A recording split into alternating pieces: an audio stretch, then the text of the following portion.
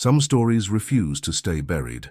They claw their way back to the surface, demanding to be told no matter how many years have passed or how many people have tried to forget. This is one of those stories. It begins on a crisp October night in 2005, in a small Tennessee town where everyone knew everyone, where secrets were supposed to be impossible to keep. But as you'll see, the darkest secrets are often hidden in the most obvious places, protected by the very people who should have been searching for the truth. Cassidy Flynn was 17 years old when she vanished into the Tennessee night, and for 18 years her disappearance was filed away as just another teenage runaway story, the kind of case that gets a few newspaper articles, some missing person flyers, and then slowly fades from memory as life moves on. But Cassidy's story was never really about running away. It was about something far more sinister, something that had been festering in the heart of Millbrook, Tennessee, for decades before Cassidy was even born. The town of Millbrook sits nestled in the rolling hills of Middle Tennessee, the kind of place where Friday night football games draw the entire population and where the biggest excitement usually comes from the annual Fall Festival. In 2005, it was home to just over 3,000 people, most of whom had lived there their entire lives, many whose families had been there for generations. It was the kind of place where doors stayed unlocked, where children rode their bikes until dark, where everyone believed they knew exactly what kind of place they were living in. They were wrong. Cassidy Flynn had grown up in this bubble of small-town safety, raised by parents who loved her fiercely, but struggled to understand the restless spirit that seemed to burn inside their only daughter. David and Linda Flynn were good people, the kind of parents who attended every school play, who never missed a soccer game, who thought they were doing everything right.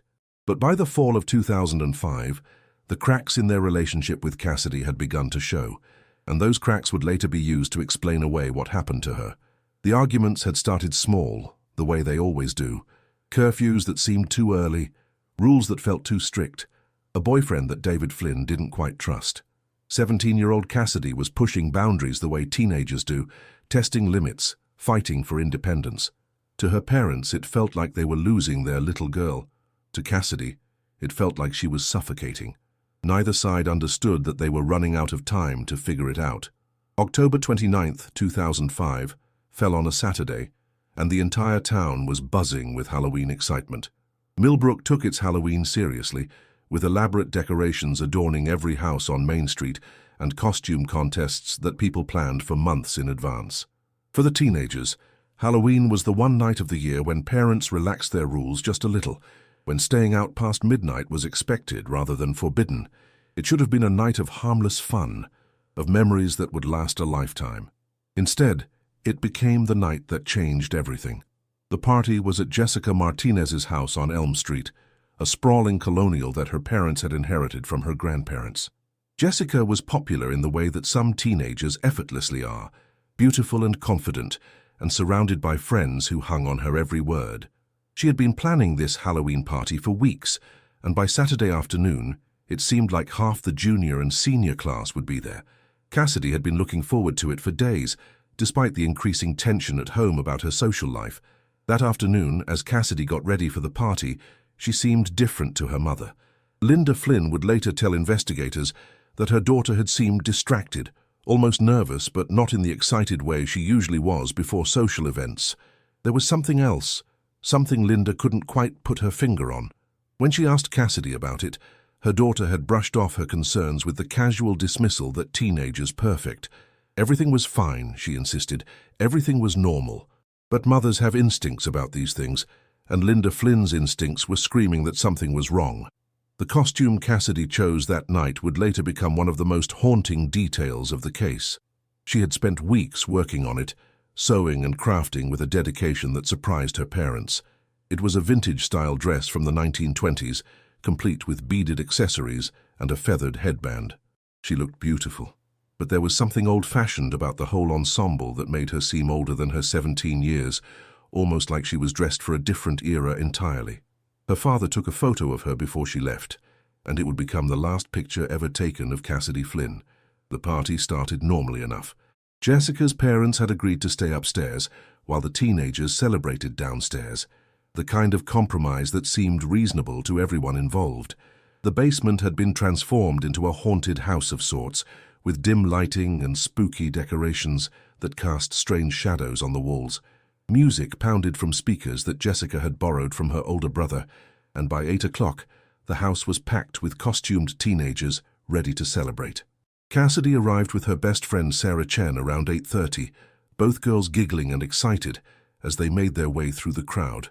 Sarah would later tell investigators that Cassidy seemed normal that night, maybe even happier than she had been in weeks. She was laughing and talking with friends, dancing to the music, participating in the costume contest with enthusiasm.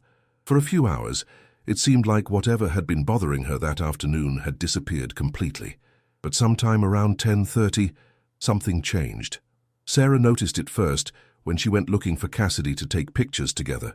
She found her friend standing alone in a corner of the basement, staring at something across the room with an expression that Sarah had never seen before.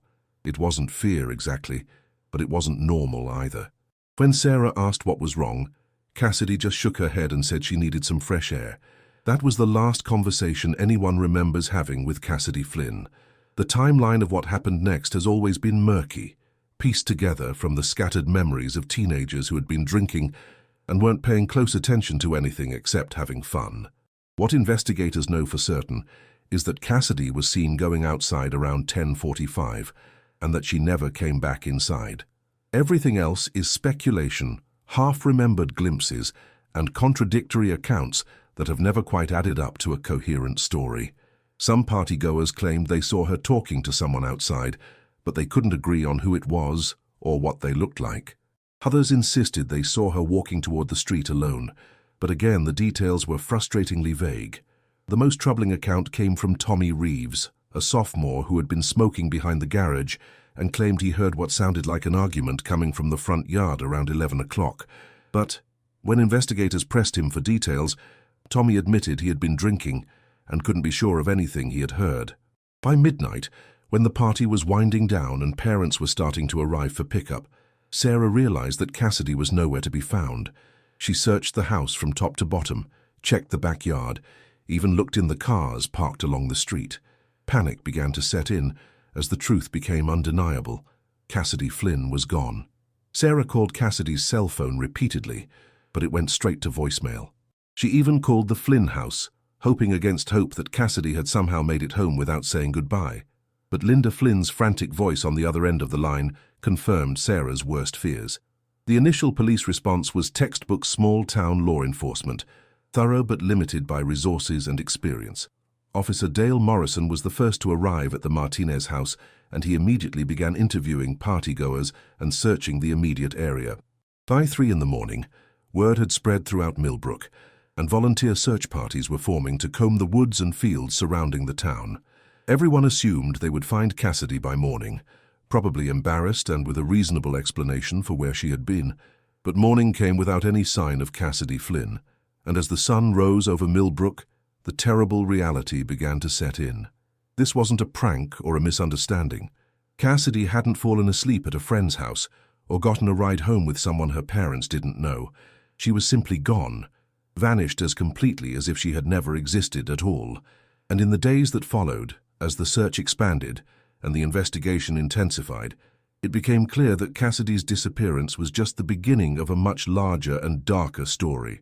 The official investigation, led by Detective Ray Hutchins of the Millbrook Police Department, initially focused on the most obvious possibilities. Teenagers run away all the time, especially teenagers who have been fighting with their parents. The fact that Cassidy had been arguing with her father about her boyfriend, about her curfew, about her future plans, seemed to provide a clear motive for leaving. Add in the rumors that had been circulating about Cassidy seeing someone her parents didn't approve of, and the runaway theory gained momentum quickly. But there were problems with the runaway theory from the beginning, details that didn't quite fit the narrative everyone wanted to believe. Cassidy had left behind her purse, her car keys, and her cell phone charger. She had plans for the following week that she seemed genuinely excited about, including a college visit that she had been looking forward to for months.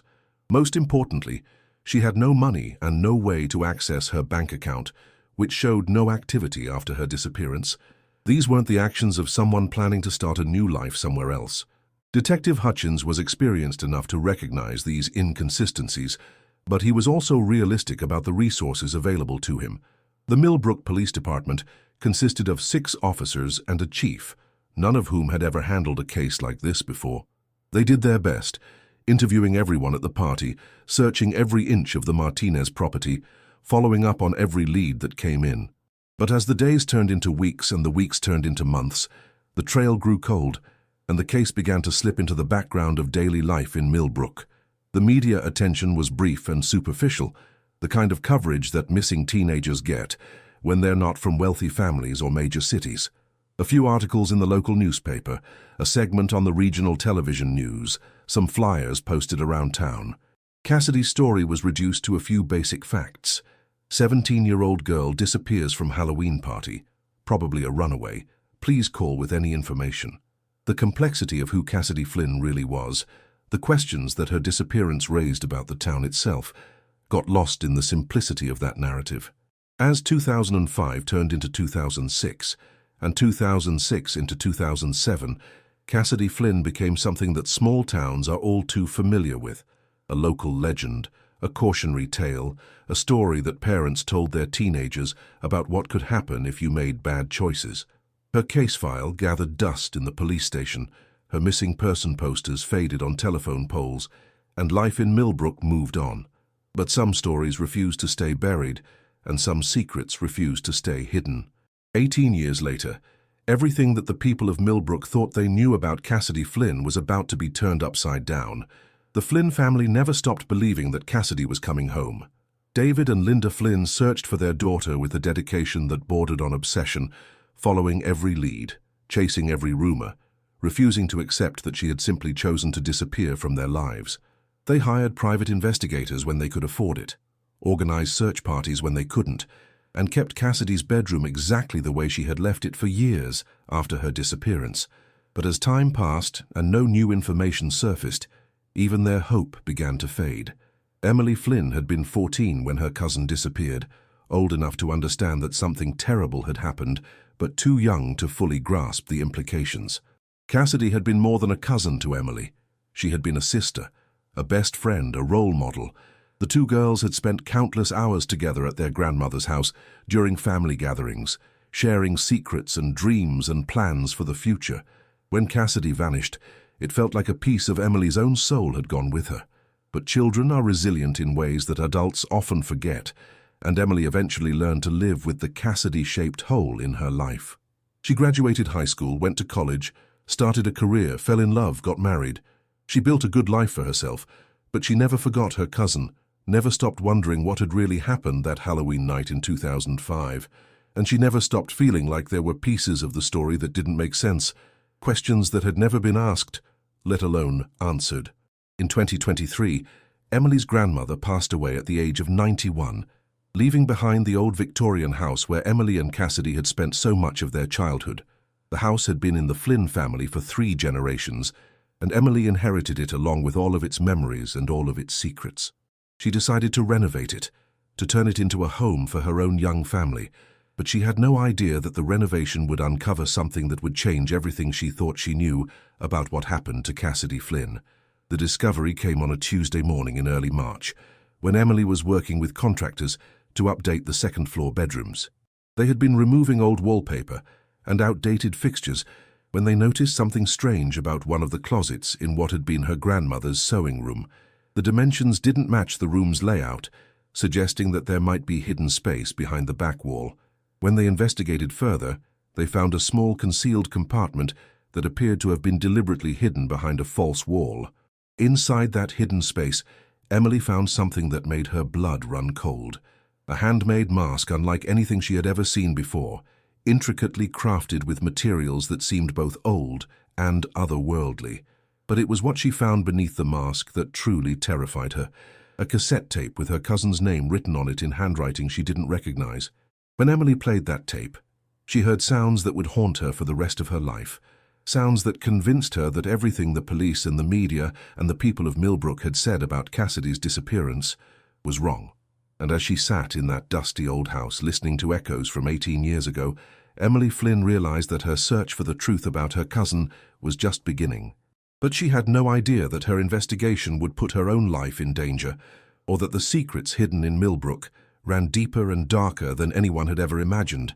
The sound that came from that old cassette player was unlike anything Emily Flynn had ever heard before.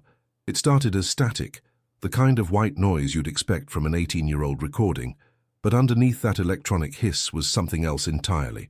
Voices, but not quite voices. Chanting, but not in any language Emily recognized, and threading through it all, so faint she almost convinced herself she was imagining it, was the sound of someone crying. Someone young. Someone who sounded terrifyingly like the cousin she remembered. Emily's hands shook as she stopped the tape after just 30 seconds. The silence that followed felt oppressive, heavy with implications she wasn't ready to face. She was sitting alone in her grandmother's house, surrounded by dust sheets and construction debris, holding what might be the first real clue to her cousin's disappearance that anyone had found in 18 years. But every instinct she had was screaming at her to put the tape back where she found it, to seal up that hidden compartment, and to pretend she had never discovered any of it. The mask lay on the floor beside her, and Emily found herself unable to look away from it. It wasn't like any Halloween mask she had ever seen. This was something handmade, crafted with a skill and attention to detail that suggested it meant something important to whoever had created it. The face was human, but not quite human, with features that seemed to shift depending on how the light hit them. The materials were organic, what looked like wood and bone and something else she couldn't identify, all bound together with leather cords that had darkened with age. Most disturbing of all were the eye holes, which seemed to follow her no matter where she moved in the room. Emily had always considered herself a rational person, someone who believed in facts and evidence rather than intuition and speculation. She was an accountant, for crying out loud, someone who lived in a world of numbers and documentation and things that could be proven. But sitting in that room with her cousin's name written on a cassette tape in handwriting that looked like it came from another century, rationality felt like a luxury she could no longer afford. She called her husband first because she needed to hear a familiar voice, needed to ground herself in the present moment before she fell completely down the rabbit hole of whatever she had stumbled into. Mark answered on the second ring, and Emily could hear the concern in his voice immediately when she tried to explain what she had found. He was a good man, supportive and loving, but she could tell he was struggling to understand why she seemed so shaken by what sounded like childhood Halloween props left behind by previous generations. "Maybe it's just something your grandmother collected," Mark suggested, his voice gentle but practical. "You know how much she loved local history. Maybe these are artifacts from some old Millbrook tradition." It was a reasonable explanation, the kind of logical conclusion that Emily would normally have embraced. But something about the way her name was written on that tape, something about the sounds she had heard, told her that this had nothing to do with innocent historical collecting. After hanging up with Mark, Emily sat in silence for nearly an hour, staring at the mask and the tape and trying to decide what to do next. Part of her wanted to call the police immediately, to turn everything over to someone with the authority and resources to properly investigate. But she also knew how that conversation would go.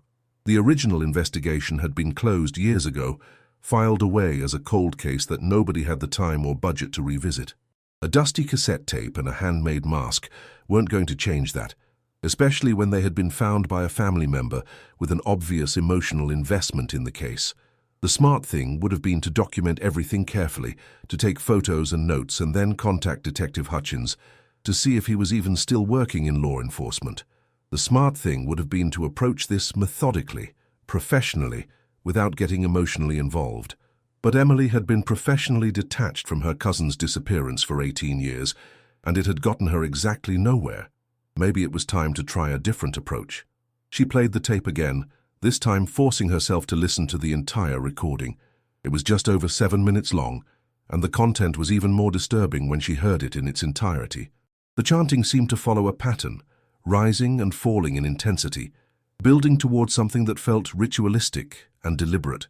There were other sounds too, sounds that might have been wind or might have been breathing, sounds that might have been footsteps or might have been something else entirely.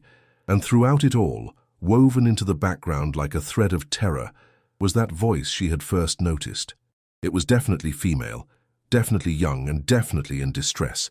Emily couldn't make out words, couldn't even be certain it was English, but she could hear the fear and desperation in every sob and whimper.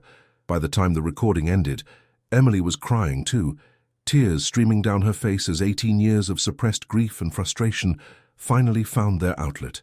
The handwriting on the cassette label was another mystery entirely. It looked old-fashioned, formal, like something from a time when penmanship was considered an art form. The letters were perfectly formed, but somehow unsettling, as if they had been written by someone who was trying very hard to appear normal and failing in subtle ways. Underneath Cassidy's name in smaller letters was a date, October 29th, 2005, the night Cassidy disappeared. Emily spent the rest of that Tuesday trying to research everything she could about her grandmother's house and its history. She had always known it was old, built in 1897 according to family law, but she had never really investigated the details of its past. What she found in online property records and historical documents painted a picture of a house that had seen more than its share of tragedy and mystery over the decades. The original owner, a man named Ezekiel Blackwood, had built the house for his family but had lost it to bankruptcy after a series of failed business ventures. The Blackwood family had a reputation in Millbrook that persisted even into Emily's childhood, whispered stories about strange practices and unexplained disappearances that had plagued the family for generations. Emily had always assumed these were just small-town gossip, the kind of local legends that grow more dramatic with each telling. Now she wasn't so sure. The house had changed hands several times over the years before Emily's great-grandfather purchased it in 1952. Each previous owner had lived there for only a few years before selling and moving away, often under circumstances that the historical records didn't fully explain. There were mentions of complaints to local authorities, references to disturbances and inappropriate activities, but nothing concrete enough to provide real answers. What bothered Emily most was that her grandmother had never mentioned any of this history. Margaret Flynn had been a woman who loved stories and family lore, someone who could trace the Flynn genealogy back 6 generations and tell you the story behind every piece of furniture in her house. But she had never said a word about the Blackwood family or the strange reputation the house had before the Flynns bought it. That silence, Emily was beginning to realize, might have been deliberate. Wednesday morning brought a phone call that changed everything. Emily was sitting in her kitchen, still trying to process what she had discovered, when her phone rang with a number she didn't recognize. The voice on the other end was elderly, female and immediately familiar, even though Emily couldn't place it at first. "Emily, this is Dorothy Chen, Sarah's grandmother. I heard you were fixing up your grandmother's old place." Sarah Chen had been Cassidy's best friend, the last person to see her alive at that Halloween party 18 years ago. Emily hadn't spoken to Sarah in years, but she remembered Mrs. Chen from childhood visits and family gatherings. "I was wondering if we could talk. There are some things about your cousin that I think you should know." The meeting was arranged for that afternoon at a small coffee shop on the outskirts of Millbrook, the kind of place where conversations could be held without drawing too much attention from local busybodies. Dorothy Chen looked older than Emily remembered, but her eyes were sharp and alert, and there was something in her expression that suggested she had been carrying a burden for a very long time. "Sarah never got over what happened to Cassidy," Dorothy began, stirring her coffee with hands that trembled slightly. She blamed herself for not paying closer attention that night, for not following Cassidy outside when she said she needed air. But there was more to it than that, things that Sarah was too scared to tell the police at the time. Emily leaned forward, her heart racing. What kind of things? Dorothy glanced around the coffee shop, making sure they weren't being overheard. Sarah saw something that night, something that didn't make it into any of the police reports. She was looking out the window when Cassidy went outside, and she saw her talking to someone. Not just anyone, though. Someone wearing a mask. The word hit Emily like a physical blow. A mask? Not a Halloween mask, Dorothy continued, her voice dropping to barely above a whisper. Something else. Something that looked old and handmade. Sarah said it reminded her of pictures she had seen in her world history textbook, ancient ceremonial masks from primitive cultures. She only saw it for a moment before whoever was wearing it led Cassidy away from the house and into the shadows. Emily's mind was racing, connecting dots that she wasn't sure she wanted to connect. Why didn't Sarah tell the police? Dorothy's expression grew pained. Because 2 days after Cassidy disappeared, Sarah got a visit from some men who claimed to be concerned community members. They told her that spreading rumors about masks and ceremonies would only hurt the investigation, that it would make people think Cassidy was involved in something inappropriate. They suggested that a teenage girl's imagination might not be the most reliable source of information, especially when she had been drinking at a party. The implications of what Dorothy was saying were staggering. Someone had actively worked to suppress information about Cassidy's disappearance, to keep certain details from reaching the police, and they had done it so skillfully that even Sarah, the person closest to Cassidy that night, had been convinced to stay silent. "There's more," Dorothy said, reaching into her purse and pulling out a small photograph. Sarah kept this all these years, even though she was terrified of what it might mean. The photo was grainy and slightly blurred, obviously taken with an old film camera in low-light conditions, but it clearly showed two figures standing near a car in what looked like the front yard of the Martinez house. One figure was recognizable as Cassidy in her 1920s costume. The other was wearing what appeared to be an elaborate mask that covered their entire head. Emily stared at the photograph, her hands shaking as she held it up to the light. The mask in the picture was different from the one she had found in her grandmother's house, but there were similarities in the craftsmanship and design that suggested they might have come from the same source. "Dorothy, I need to ask you something, and I need you to be completely honest with me. Do you think there were other people in Millbrook who knew more about what happened to Cassidy than they ever admitted?" Dorothy was quiet for a long moment, weighing her words carefully. "Emily, your cousin wasn't the first young person to disappear from Millbrook over the years. Most of them were written off as runaways or accidents, and most of the families eventually moved away rather than keep asking uncomfortable questions. But if you start looking into the patterns, if you start asking who benefits from keeping certain stories quiet, you might not like what you find." As Emily drove home from that meeting, her mind was spinning with possibilities and implications that she wasn't ready to fully process. The mask in her grandmother's house, the cassette tape with Cassidy's name on it, Sarah's suppressed testimony about seeing Cassidy with a masked figure, it all pointed towards something far more organized and deliberate than a random crime or teenage runaway scenario.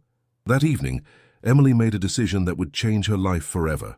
She was going to investigate her cousin's disappearance properly, systematically, without regard for who might be uncomfortable with the questions she asked or the answers she uncovered. She was going to find out what really happened to Cassidy Flynn, even if it meant discovering that the people she had trusted her entire life had been lying to her. But as Emily sat down at her computer to begin researching the history of disappearances in Millbrook, she had no idea that her investigation had already been noticed by people who had spent 18 years making sure the truth about Cassidy Flynn never came to light. And she had no idea that by morning she would receive a visit that would make her understand just how dangerous her search for answers had become. The phone call came at 6 in the morning, jarring Emily awake from an uneasy sleep filled with dreams of masked figures and ancient chanting. The voice on the other end was unfamiliar, mechanically distorted, but the message was crystal clear. "Stop looking for things that are better left buried. Some stones should never be turned over. This is your only warning." Emily sat in her bed, listening to the dial tone after the caller hung up, and realized that she was no longer just investigating a cold case. She was now part of an active threat, a danger to secrets that someone was still willing to kill to protect. But instead of backing down, Emily felt something she hadn't experienced in years, a sense of purpose, a clarity about what she needed to do. Cassidy had been silenced 18 years ago, but Emily Flynn was very much alive, and she was going to make sure that her cousin's story was finally told. The question was whether she would survive long enough to tell it. Emily Flynn had never considered herself a particularly brave person. She was the kind of woman who checked locks twice before going to bed, who avoided confrontation whenever possible, who preferred the safety of routine to the uncertainty of adventure. But sitting in her kitchen at 6:15 in the morning, still hearing that distorted voice echoing in her head, she discovered that 18 years of wondering about her cousin had transformed her into someone she didn't recognize, someone who was no longer willing to accept easy answers or convenient lies. The threatening phone call had been meant to scare her away from her investigation, but it had accomplished exactly the opposite. If someone was worried enough about her questions to issue warnings, it meant she was getting close to something important. It meant that, after 18 years, someone was finally afraid that the truth about Cassidy Flynn might come to light. and Emily was determined to make sure that fear was justified. She spent the morning making copies of everything she had found, the photograph Dorothy Chen had given her, screenshots of the historical documents about her grandmother's house, detailed notes about the mask and cassette tape. She stored copies in multiple locations, including a safety deposit box at the bank and a cloud storage account that only she had access to. If something happened to her, she wanted to make sure the evidence would survive even if she didn't. Mark had left early for a business trip to Nashville, which meant Emily had the house to herself for the next 3 days. Under normal circumstances, she would have used the time to make progress on the renovation, to tackle some of the larger projects that required uninterrupted focus. But these weren't normal circumstances, and Emily had more important work to do. She was going to use every minute of Mark's absence to dig deeper into Millbrook's hidden history. The Millbrook Public Library was housed in a beautiful Carnegie building that had been constructed in 1912, and its basement archives contained more than a century of local newspapers, town records, and historical documents. Emily had volunteered there during high school, so she knew her way around the collection and understood how to access materials that most people didn't even know existed. More importantly, she knew that the librarian, Mrs. Patterson, had been there for 30 years and had an encyclopedic knowledge of the town's history. Mrs. Patterson was a thin, sharp-eyed woman in her 60s who had never married and seemed to have dedicated her entire life to preserving Millbrook's past. She was the kind of person who remembered every patron who had ever checked out a book, every researcher who had ever requested access to the archives. When Emily approached her that Wednesday morning with questions about historical disappearances in the area, Mrs. Patterson's expression immediately became guarded. "That's an unusual research topic," Mrs. Patterson said, her voice carefully neutral. "May I ask what this is for? A school project? A historical society presentation?" The questions felt more like a screening process than casual curiosity, as if Mrs. Patterson was trying to determine whether Emily's interest was academically legitimate or something else entirely. Emily had prepared for this conversation, knowing that she would need to be careful about how much she revealed. "I'm working on a family genealogy project," she said, which was technically true even if it wasn't the complete truth. "I'm trying to understand some of the local history around the time my family settled here. I've heard there were some mysteries over the years, and I want to make sure I have the facts straight." Mrs. Patterson studied Emily for a long moment, and Emily could almost see the internal debate playing out behind her eyes. Finally, she nodded and led Emily down to the basement archives, but her demeanor remained cautious throughout the process. "The newspaper files go back to 1890, she explained, as they descended the stairs. "But you should know that some of the records from certain time periods are incomplete. There were a few years when the local paper experienced some difficulties, and not everything was preserved." The basement was a treasure trove of local history, filled with filing cabinets and storage boxes that contained the documented memory of Millbrook, going back more than a century. Emily started with the obvious searches, looking for any mentions of missing persons or unexplained disappearances in the local newspaper archives. What she found was disturbing not for what it contained, but for what it conspicuously lacked. The official record of missing persons in Millbrook was remarkably sparse for a town that had existed for more than 150 years. There were a few scattered reports of elderly residents wandering away from home, a handful of workplace accidents where bodies were never recovered, and, of course, Cassidy's case from 2005. But for a community that had housed thousands of people over multiple generations, the absence of more disappearances was statistically unlikely. Either Millbrook was the safest place on Earth, or someone had been very careful about which stories made it into the official record. Emily's breakthrough came when she started looking beyond the main newspaper files and into the collection of personal papers and family documents that had been donated to the library over the years. Hidden among estate donations and genealogical materials were pieces of a puzzle that painted a very different picture of Millbrook's history. Diary entries, personal letters, and family records told stories that had never made it into the official newspapers. The pattern that emerged was chilling. Every 10 to 15 years, dating back to the late 1800s, there were references to young people who had simply vanished from the community. The details were always slightly different. Some were described as runaways, others as tragic accidents, still others as mysterious disappearances that were never adequately explained. But the timing was too regular to be coincidental, and the ages of the missing were remarkably consistent. Always teenagers, always between the ages of 16 and 18, always during the fall months. One diary entry, written by a woman named Margaret Thornton in 1923, was particularly revealing. The harvest ceremony was held again this year, and another of our young ones has been chosen for the honor. I pray that the traditions our grandparents brought from the old country will continue to protect our community, even as the modern world tries to forget the importance of such sacrifices. Some will say we are old-fashioned, but they do not understand the price of keeping the darkness at bay. Emily read that passage 3 times before its implications fully sank in. Margaret Thornton wasn't describing random disappearances or tragic accidents.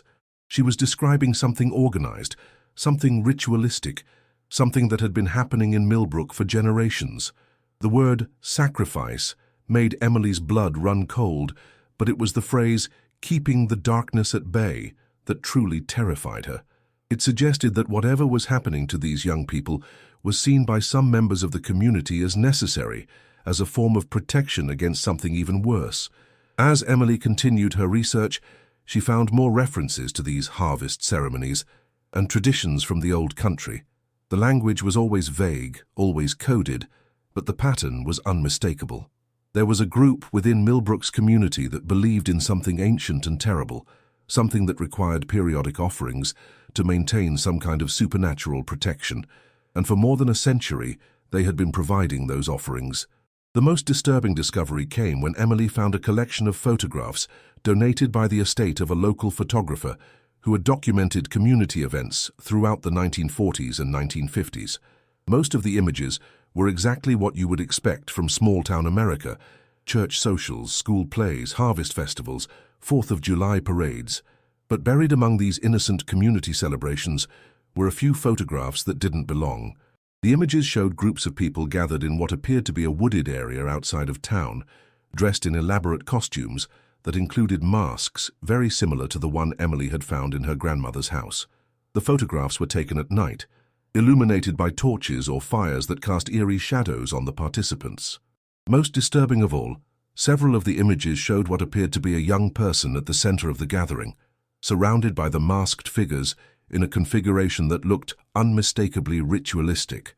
Emily's hands were shaking as she examined these photographs with a magnifying glass. The faces of the masked participants were hidden, but their clothing and posture suggested they were prominent members of the community rather than outsiders or transients. These weren't wild cultists living on the fringes of society. These were doctors and shopkeepers and teachers and church deacons, people who lived normal lives in public while participating in something horrific in private. One photograph in particular caught Emily's attention. It showed a gathering that appeared to be larger than the others, with more participants and more elaborate preparations. At the center of the image, barely visible in the flickering torchlight, was a young woman who bore a striking resemblance to the vintage photographs Emily had seen of her own grandmother as a teenager. The realization that her own family might have been connected to these ceremonies sent a wave of nausea through Emily that left her dizzy and disoriented. Mrs. Patterson appeared at Emily's shoulder so quietly that Emily jumped when she spoke. "Finding everything you need for your genealogy project?" The question was casual, but there was something in the librarian's tone that suggested she knew exactly what Emily had been looking at. When Emily turned to look at her, Mrs. Patterson's expression was carefully neutral, but her eyes held a warning. "Yes, thank you," Emily managed to say, trying to keep her voice steady. "This is all very educational." She carefully closed the photograph album and started gathering her notes, suddenly aware that she might have been spending too much time in one place, drawing too much attention to her research. As Emily prepared to leave the library, Mrs. Patterson walked her to the door with an unusual level of attentiveness. "You know," she said as they reached the entrance, "sometimes family history can be more complicated than we expect. Sometimes the stories our ancestors chose not to tell us were kept secret for good reasons." The warning was delivered with a smile, but Emily could hear the steel underneath the pleasant facade. Emily spent the drive home trying to process everything she had discovered. The evidence was overwhelming. For more than a century, a group within Millbrook's community had been conducting ritualistic ceremonies that involved the disappearance of local teenagers. The practice had been carefully hidden from outsiders, protected by a conspiracy of silence that involved some of the town's most respected citizens, and somehow her own family was connected to it all. That evening, Emily made the decision to examine the cassette tape more carefully, using audio editing software that Mark had installed on their computer for his own hobby projects. She hoped that by isolating different parts of the recording and adjusting the sound levels, she might be able to make out more details about what had been captured on that tape 18 years ago. What she heard when she cleaned up the audio was infinitely worse than what she had heard on the original recording. The chanting was clearer now, and Emily could make out repeated phrases that sounded like Latin mixed with something much older and more primitive. The crying in the background was definitely female, definitely young and definitely human, but most terrifying of all were the other voices, the ones that seemed to be giving instructions or conducting some kind of ceremony. One voice in particular stood out because it was speaking English, giving what sounded like directions to the other participants. The voice was male, older, authoritative, and Emily was convinced she had heard it before. It took her several minutes of listening and re-listening before she realized where she recognized it from. It belonged to Detective Ray Hutchins, the man who had led the original investigation into Cassidy's disappearance. The realization hit Emily like a physical blow. The police officer who had been responsible for finding her cousin was on a recording that appeared to document her cousin's participation in some kind of ritual ceremony. Either Detective Hutchins had been investigating the same conspiracy Emily was now uncovering, or he had been part of it from the beginning. And given how thoroughly the original investigation had failed to uncover any meaningful evidence, Emily was beginning to suspect the latter. Emily sat in her kitchen until well after midnight, listening to that cassette tape over and over again, trying to convince herself that she was wrong about the voice. But the more she listened, the more certain she became. Detective Hutchins hadn't just failed to find Cassidy Flynn. He had actively participated in whatever had happened to her, and then he had used his position of authority to make sure no one else would discover the truth. The implications were staggering. If the police had been compromised from the beginning, if the very people who were supposed to protect the community were actually protecting the conspiracy, then Emily was completely on her own. There was no one she could trust with this information, no authority she could turn to for help. She was investigating a cover-up that included law enforcement, local government, and probably half the respected families in Millbrook. As Emily finally headed to bed that night, she made sure to lock every door and window in the house. The threatening phone call that morning had taken on a new significance now that she understood how deep and how organized the conspiracy really was. These weren't desperate amateurs trying to hide a single crime. These were people who had been successfully covering up ritualistic murders for more than a century, people who had the resources and connections to eliminate anyone who threatened their secret. But as Emily lay in her bed, staring at the ceiling and listening to every creak and whisper of the old house, she also felt something she hadn't experienced since childhood, a connection to her cousin that transcended death. Cassidy had been silenced, but her voice was still there on that cassette tape, waiting for someone brave enough to listen. Emily was going to make sure that voice was finally heard, no matter what the cost. The sound that woke Emily at 3 in the morning wasn't coming from inside the house. It was coming from outside, from the yard, a rhythmic noise that might have been footsteps or might have been something else entirely. She lay perfectly still, straining to hear, until the sound stopped as suddenly as it had begun. When she finally worked up the courage to look out her bedroom window, she saw nothing but empty yard and shadows. But on the tree closest to her house, barely visible in the moonlight, something had been carved into the bark. Even from her second-floor window, Emily could make out the shape clearly enough to recognize it. It was the same symbol she had seen worked into the design of the mask she had found in her grandmother's house. Someone wanted her to know that they knew where she lived, what she was investigating, and how close they were to her at all times. But they had also made a critical mistake. By leaving that symbol, they had confirmed that everything Emily had discovered was true, and they had given her the first real clue about how to find them. Emily Flynn didn't sleep for the rest of that night. She sat in her kitchen with all the lights on, a baseball bat across her lap, and her phone ready to call for help if anyone tried to enter her house. But even as she maintained her vigilance, she knew that calling the police might be the most dangerous thing she could do. If Detective Hutchins had been involved in Cassidy's disappearance, How many other members of law enforcement were part of the conspiracy? How many people in positions of authority were protecting the very secret she was trying to expose? As dawn broke over Millbrook, Emily made a decision that would have seemed impossible to her just a week earlier. She was going to photograph that symbol carved into her tree, and then she was going to find out what it meant and who had put it there. But more than that, she was going to stop being reactive and start being proactive. Instead of waiting for the conspiracy to reveal itself to her, she was going to force it into the open. The symbol carved into the oak tree in her front yard was about 6 inches tall and surprisingly detailed for something that had been carved in darkness. It looked ancient, like something that might have been found in archaeological digs of prehistoric civilizations. The design incorporated geometric patterns with what appeared to be organic elements, creating an image that was both symmetrical and subtly disturbing. Most importantly, it was identical to a smaller version of the same symbol that had been worked into the forehead area of the mask Emily had found in her grandmother's house. Emily photographed the symbol from multiple angles, using her phone's macro lens to capture every detail. She also took pictures of the tree itself, the surrounding area, and anything else that might provide context or clues about when and how the carving had been made. The cuts in the bark were fresh, probably made within the last few hours, and the precision of the work suggested that whoever had done it was skilled and experienced. Back inside her house, Emily began researching the symbol using every resource she could access online. She searched historical databases, archaeological websites, and occult reference materials, looking for any mention of similar designs or symbols. What she found was fragmentary and confusing, but gradually a picture began to emerge that was even more disturbing than she had imagined. The symbol appeared to be related to something called the Harvest Cult, a religious movement that had originated in Eastern Europe during the medieval period and had been brought to America by immigrants in the late 1800s. The cult believed in something called the eternal harvest, a supernatural cycle that required periodic sacrifices to maintain the balance between the living world and something they referred to as the hungry dark. According to the limited historical sources Emily could find, the cult had been particularly active in rural communities where they could practice their rituals without attracting attention from authorities.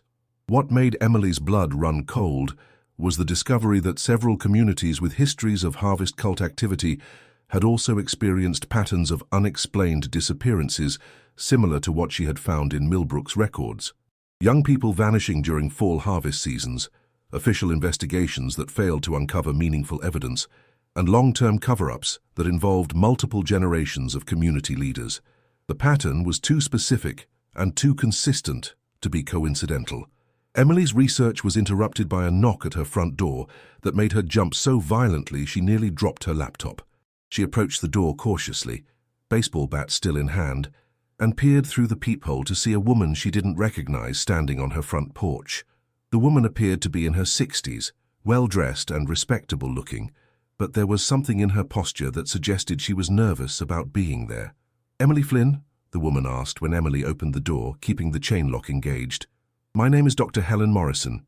I was a friend of your grandmother's, and I think we need to talk about what you've been researching." The name meant nothing to Emily, but something in the woman's tone convinced her that this was not another warning or threat. This was someone who had information she needed. Dr. Morrison was a retired professor of anthropology who had taught at the State University for more than 30 years before moving to Millbrook in 2010. She was also, as Emily discovered during their conversation in her living room, one of the few people in the community who had been quietly documenting the same patterns that Emily had recently uncovered. The difference was that Dr. Morrison had been at it for much longer and had access to resources that Emily couldn't have imagined. "Your grandmother contacted me about 6 months before she passed away," Dr. Morrison explained, her voice carefully controlled but filled with emotion. "She said she had something that belonged to my research, something that had been in her family for decades, but that she finally felt ready to share. She never got the chance to show it to me before her health declined, but she made me promise that if anything ever happened to her, I would make sure you understood what you were inheriting." Emily felt a chill that had nothing to do with the morning temperature. "What did she want you to tell me, Dr.?" Morrison reached into her briefcase and pulled out a thick folder filled with photographs, documents, and handwritten notes. "Your grandmother wasn't just a victim of the harvest cult, Emily. She was a survivor, and she spent the last 60 years of her life documenting everything she could remember about their practices, their membership, and their plans. The folder hit Emily's coffee table with a weight that seemed to echo through the entire house, the story that emerged from Dr. Morrison's research was like something out of a nightmare, but it explained everything Emily had discovered and much more. The harvest cult had indeed come to Millbrook in the late 1800s, brought by a group of Eastern European immigrants who had fled religious persecution in their homeland. But instead of abandoning their beliefs when they reached America, they had simply become more secretive about practicing them. The cult's core belief system revolved around the idea that the natural world was in constant conflict with supernatural forces of chaos and destruction. They believed that by offering periodic sacrifices during the harvest season, they could maintain a protective barrier around their community that would keep these dark forces at bay. The sacrifices had to be young, pure, and willing on some level, which was why they always targeted teenagers who were going through periods of emotional turmoil or family conflict. The cult's recruitment strategy was brilliant in its simplicity, Dr. Morrison explained, her voice taking on the academic tone she had used in countless lectures. They identified vulnerable young people who felt disconnected from their families or communities, and they offered them something they desperately wanted, a sense of belonging, a feeling that they were special and chosen for something important. By the time the teenagers realized what they had actually agreed to participate in, it was too late to escape. Emily's grandmother had been one of these vulnerable teenagers, selected by the cult when she was 17 years old and going through a difficult period with her parents. But something had gone wrong with her ceremony, some mistake or intervention that had allowed her to escape instead of becoming another mysterious disappearance. She had spent the rest of her life keeping their secrets, while simultaneously documenting everything she could remember about their organization. The folder Dr. Morrison had brought contained more than 60 years of careful observation and investigation. Margaret Flynn had identified more than 30 families in Millbrook who were involved in the cult at various levels, from core leadership to peripheral participants who provided support and cover-up services. She had documented the timing and methods of their ceremonies, the criteria they used for selecting victims, and the elaborate system of protection and silence that kept their activities hidden from the outside world. Most shocking of all, Margaret Flynn had identified the specific location where the cult conducted their harvest ceremonies, a property about 10 miles outside of Millbrook that had been in the Blackwood family for more than a century. The same Blackwood family who had originally built Emily's grandmother's house, who had lost it to bankruptcy under mysterious circumstances, and who had maintained a sinister reputation in local folklore for decades. Your grandmother believed that Cassidy had been targeted by the cult because of her family connection, Dr. Morrison continued, her voice growing more somber. The cult has always preferred to recruit from families with previous connections to their activities, partly for security reasons and partly because they believe there's something in the bloodline that makes certain individuals more suitable for their purposes. Emily felt sick as the implications of what Dr. Morrison was saying sank in. Cassidy hadn't disappeared because she was a rebellious teenager who had run away from home. She had been specifically selected and manipulated by people who had known her family for generations, people who had been watching and waiting for the right moment to claim her as their next sacrifice. The arguments with her parents, the mysterious romance, even the Halloween party where she disappeared, it had all been orchestrated by the cult as part of their recruitment process. But there's more, Dr. Morrison said, and Emily could hear reluctance in her voice. Your grandmother believed that the cult was preparing for something bigger than their usual harvest ceremonies. According to her research, they follow a cycle that peaks every 100 years with what they call the Grand Harvest, a ceremony that requires multiple sacrifices and is supposed to provide protection for an entire century. The last Grand Harvest was in 1923, which means the next one should be happening soon. Emily did the math in her head and felt her heart stop. This year, it should be happening this year. Dr. Morrison nodded grimly.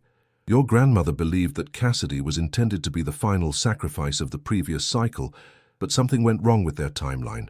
She thought they might have been forced to delay the Grand Harvest for 18 years, which would mean they're planning to complete it now.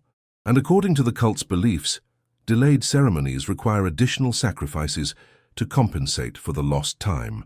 The conversation was interrupted by the sound of Emily's phone ringing. The caller ID showed a number she didn't recognize, but when she answered it, the voice on the other end was familiar. Detective Hutchins, sounding older and more tired than she remembered, but still carrying the authority that had made him such an effective leader of the original investigation into Cassidy's disappearance. "Miss Flynn, I understand you've been asking questions around town about your cousin's case," Detective Hutchins said, his tone carefully neutral. "I was wondering if you might have time to meet with me this afternoon. There are some developments in the investigation that I think you should be aware of."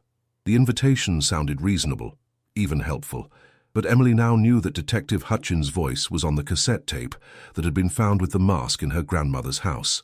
Emily looked at Dr. Morrison, who was shaking her head vigorously and mouthing the word "no" with obvious urgency. "I appreciate the offer, Detective, but I'm pretty busy with the house renovation right now," Emily said, trying to keep her voice steady. "Maybe we could talk over the phone instead?" There was a pause on the other end of the line, and when Detective Hutchins spoke again, his tone had changed subtly. "I really think an in-person meeting would be more appropriate for this kind of sensitive information. Perhaps you could come by the station this evening, around 7 o'clock. I'll make sure we have privacy to discuss everything properly." The invitation felt more like a summons, and Emily realized that her investigation had progressed to the point where the conspiracy was no longer content to issue warnings. They were moving to more direct forms of pressure, and a meeting at the police station with a detective who was involved in the cult would be walking directly into a trap. "Let me check my schedule and get back to you," Emily said, knowing that she had no intention of keeping any appointment with Detective Hutchins. "I'll call you tomorrow with a time that works for me." She hung up before he could respond, and immediately turned to Dr. Morrison with questions that were tumbling out faster than she could organize them. "Your grandmother anticipated this," Dr. Morrison said, pulling another folder from her briefcase. "She prepared detailed instructions for what to do if the cult ever discovered that someone was investigating them. The most important thing is that you cannot trust anyone in an official capacity. Not the police, not the mayor's office, not even the fire department or emergency services. The cult's influence extends throughout the local power structure, and they have people positioned wherever they need them to maintain their cover-up." The second folder contained maps, photographs, and what appeared to be surveillance notes dating back decades. Margaret Flynn had not just documented the cult's membership and activities, she had also identified safe houses, escape routes, and allies outside of Millbrook who could provide assistance if the situation became dangerous. It was the work of someone who had spent her entire adult life preparing for the possibility that her secret war against the cult might one day become a matter of life and death. "There's something else you need to understand," Dr. Morrison said, her voice taking on an urgency that Emily hadn't heard before. "Your grandmother believed that the cult has been watching your family for years, waiting for the right moment to complete what they started with Cassidy. They may have been planning to recruit you as well, particularly if their grand harvest ceremony requires multiple sacrifices from the same bloodline." Emily felt the room spinning around her as the full scope of her situation became clear. She wasn't just investigating a conspiracy, she was the next target of that conspiracy. Everything that had happened since she found the mask and cassette tape had probably been anticipated by the cult, and they had been allowing her to uncover their secrets because they wanted her to understand exactly what she was walking into. They wanted her to be afraid, to feel helpless, to understand that resistance was futile before they claimed her as their final sacrifice. But what the cult didn't understand was that Margaret Flynn had raised her granddaughter to be stronger than they expected. Emily had grown up hearing stories about ancestors who had faced impossible odds and survived through courage and determination. She had been taught that Flynn women didn't back down from fights, even when those fights seemed hopeless, and she had just discovered that she was carrying on a family tradition of resistance that went back more than 60 years. "Dr. Morrison, I need you to help me understand something," Emily said, pulling out the cassette tape she had found with the mask. "My grandmother left this for me to find, and I think it contains evidence of what happened to Cassidy, but I also think it might contain information about how to stop the cult from completing their grand harvest ceremony." Dr. Morrison's eyes widened when she saw the cassette tape. "Your grandmother told me about this recording, but I never thought I would actually get to hear it. She said it was the most dangerous piece of evidence she had ever collected, but also the most important. According to her notes, This tape contains not just documentation of a harvest ceremony, but also the specific incantations and ritual procedures that the cult uses to conduct their sacrifices. The implications were staggering. If the tape contained the cult's actual ritual procedures, it might be possible to disrupt or counter their ceremony. Margaret Flynn hadn't just documented the cult's activities for historical purposes. She had been preparing for the possibility that someone would eventually have the courage and resources to stop them permanently. "There's one more thing," Dr. Morrison said, reaching into her briefcase one final time. "Your grandmother left specific instructions that if you ever found the cassette tape, I was supposed to give you this." She handed Emily a small, wrapped package that felt heavy for its size. Inside was a key, old and ornate, with a tag that bore an address Emily didn't recognize. "What does this open?" Emily asked, though she suspected she already knew the answer. "Your grandmother spent decades preparing a safe house outside of Millbrook, a place where someone investigating the cult could work without being observed or threatened. She stocked it with everything you might need: research materials, communication equipment, defensive supplies, and most importantly, a complete backup of all her documentation. She called it her insurance policy against the cult, and she always intended for you to have access to it if the situation became dangerous." Emily looked at the key in her hand and realized that her grandmother had been preparing for this moment since before Emily was even born. Margaret Flynn had known that the cult would eventually come for another member of her family, and she had spent decades making sure that when that happened, her granddaughter would have the tools and knowledge necessary to fight back. But even as Emily felt a surge of gratitude and determination, she also understood that the real battle was just beginning. The cult had spent more than a century perfecting their methods of manipulation and control, and they weren't going to give up their power without a fight. If Emily was going to save herself and honor her cousin's memory, she was going to have to become someone she had never been before, a warrior in a war that most people didn't even know existed. As Dr. Morrison prepared to leave, she gave Emily one final piece of advice that would echo in her mind for days to come. "Your grandmother always said that the cult's greatest weakness was their arrogance. They've been successful for so long that they've forgotten how to adapt when someone actually fights back. Use that against them, Emily. Be unpredictable, be bold, and most importantly, don't let them see you coming until it's too late for them to stop you." That evening, as Emily sat alone in her grandmother's house with an arsenal of information and a growing sense of purpose, she made a decision that would change everything. She was going to find that safe house, and she was going to use her grandmother's resources to launch an attack on the Harvest cult that they would never expect. But first, she was going to make sure that Cassidy Flynn's story was told properly, completely, and in a way that would expose everyone who had been responsible for covering it up. The cult wanted a grand harvest ceremony to celebrate their centennial of power. Emily Flynn was going to give them something much more memorable, the beginning of the end of their reign of terror in Millbrook. And she was going to make sure that when it was over, Cassidy Flynn would finally have the justice she had been denied for 18 years. The address on the key tag led Emily to a small cabin hidden deep in the woods about 20 miles outside of Millbrook, accessible only by a dirt road that was barely wide enough for a single vehicle.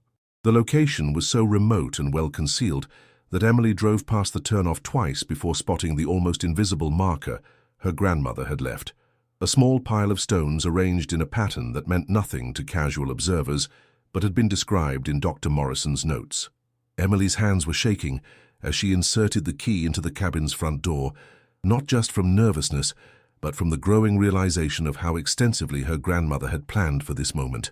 Margaret Flynn had spent decades preparing for the possibility that someone in her family would eventually have to take up her fight against the Harvest cult, and she had done it so thoroughly that Emily felt like she was stepping into a war room that had been waiting for her arrival. The cabin's interior was unlike anything Emily could have imagined.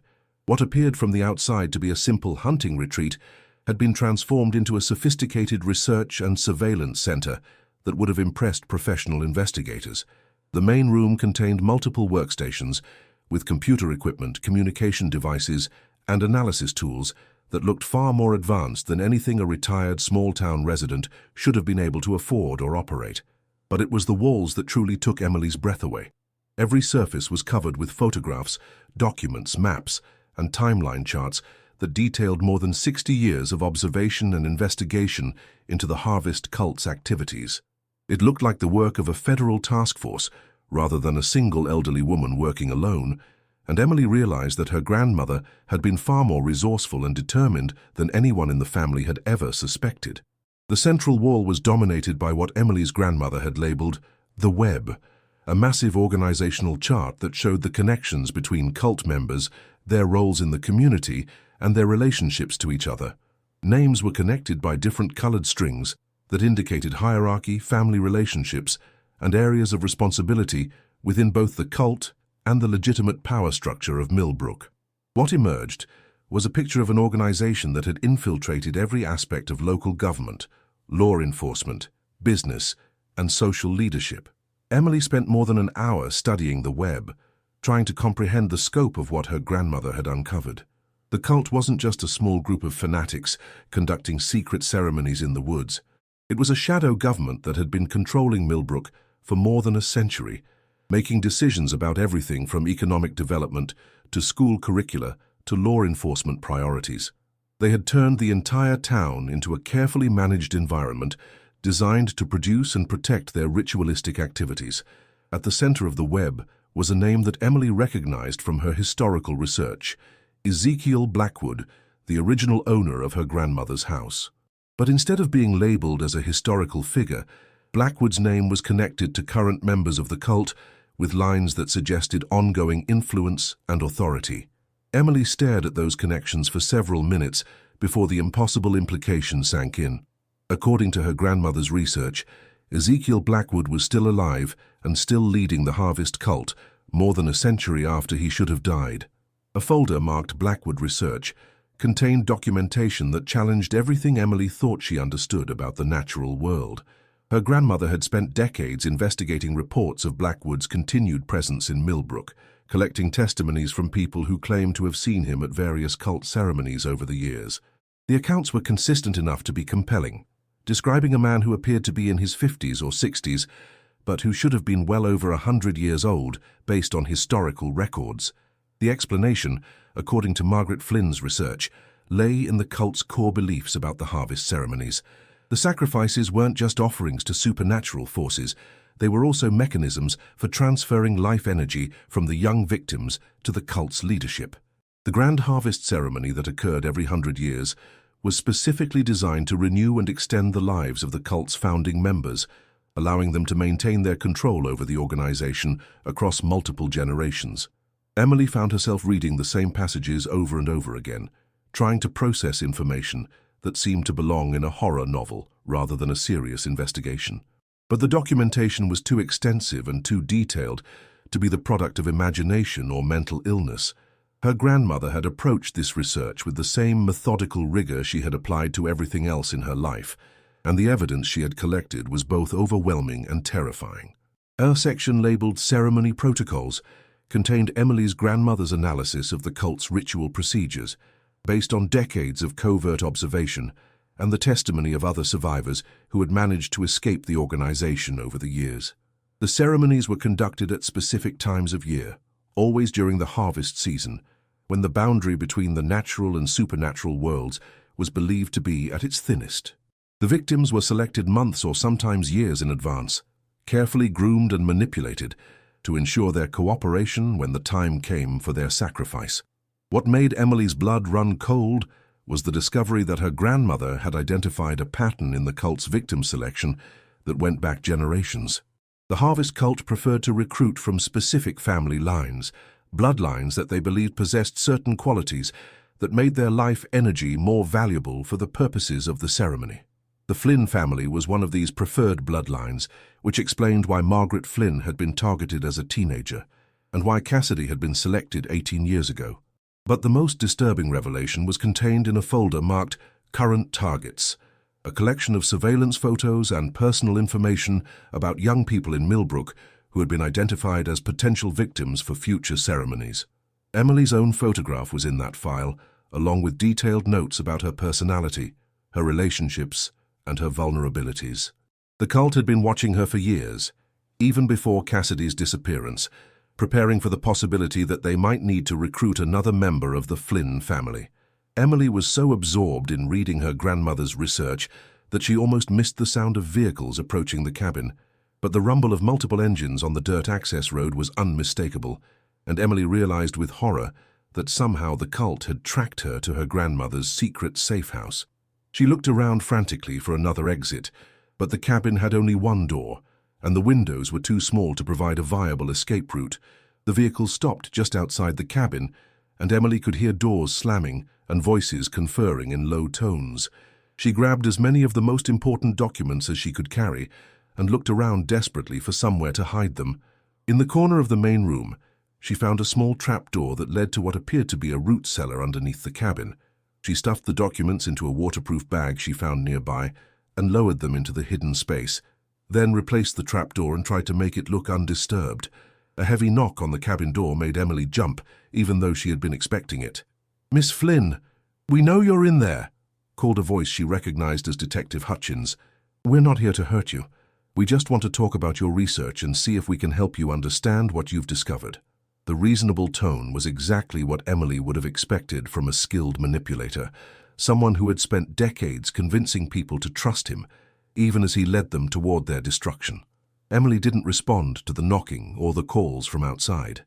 Instead, she moved to the back of the cabin and tried to think through her options.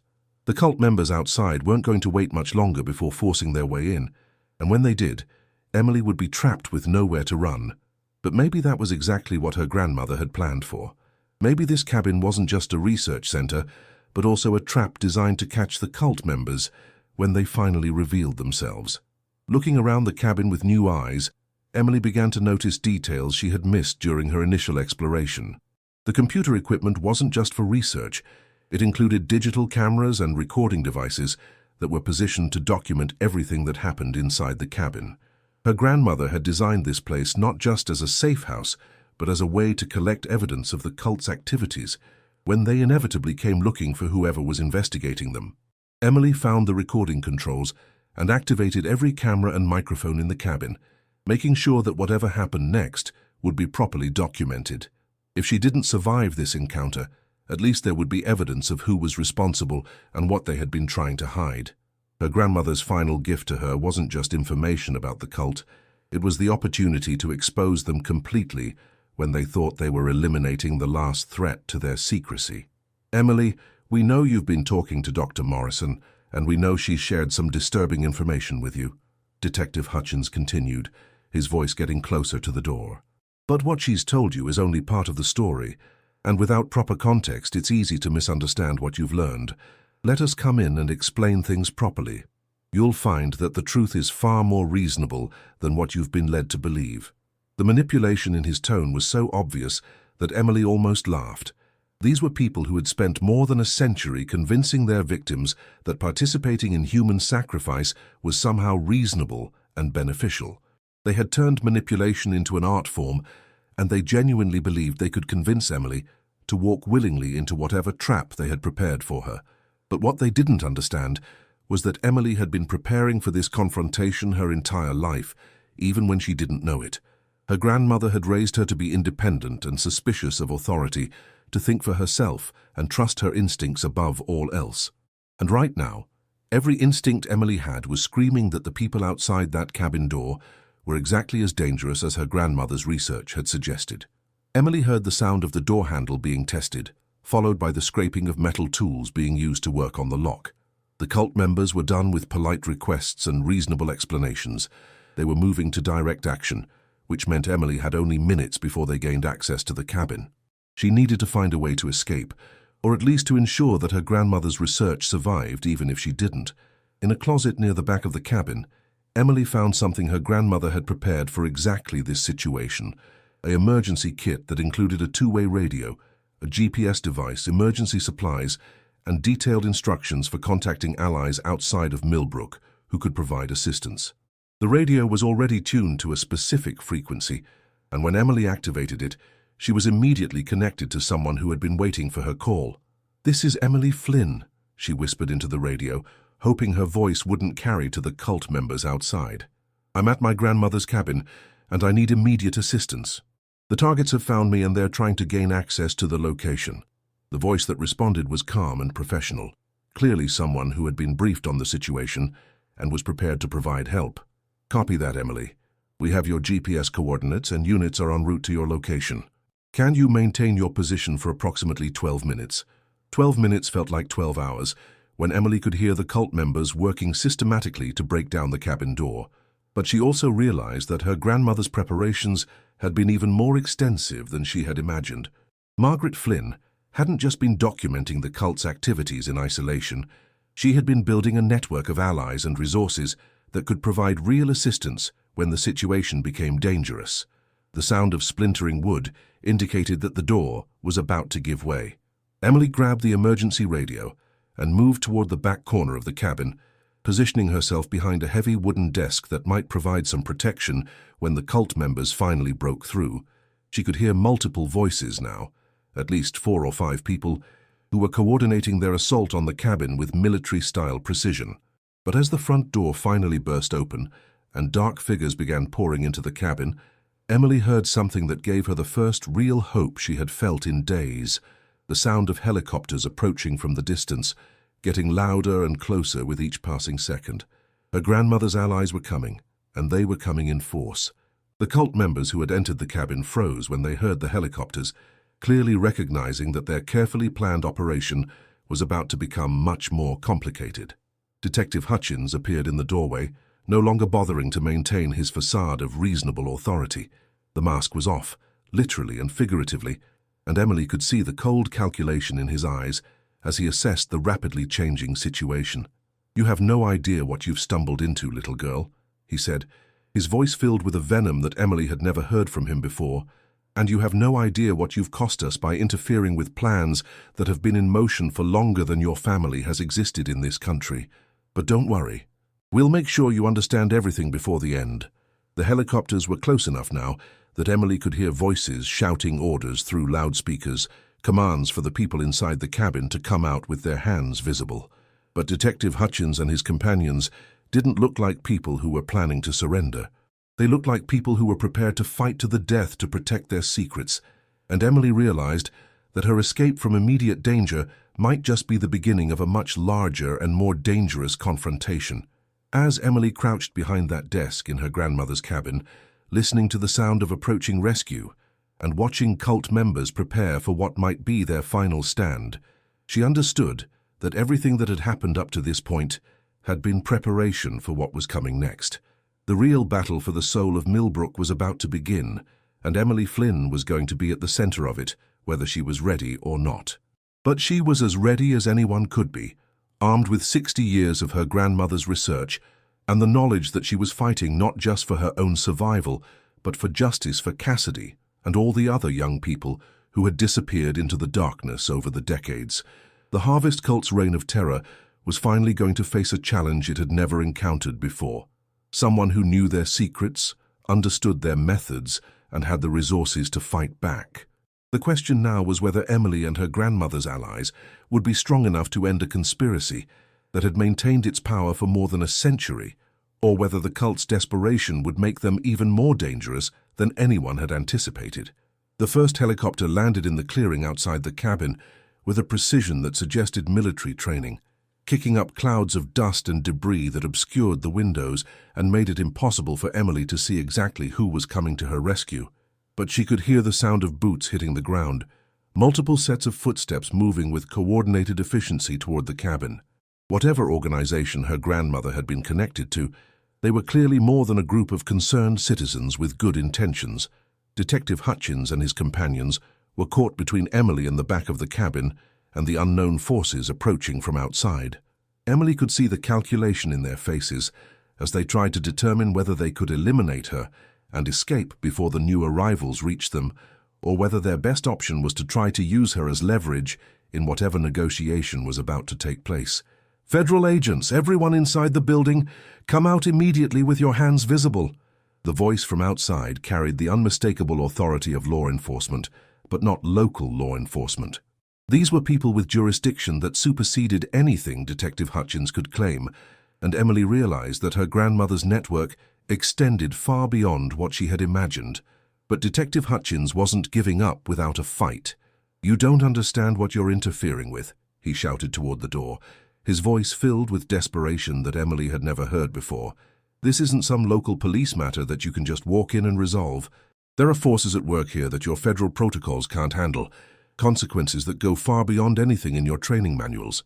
Emily heard the sound of multiple people entering the cabin, moving with tactical precision and calling out positions to each other in the clipped professional language of serious law enforcement.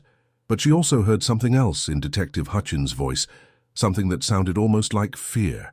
For the first time since this whole ordeal began, the cult members seemed to be facing something they hadn't planned for, something that genuinely threatened their control of the situation. "Emily Flynn, this is Agent Sarah Mitchell with the FBI's Ritual Crimes Task Force," called a female voice from the front of the cabin. "Stay where you are and keep your head down.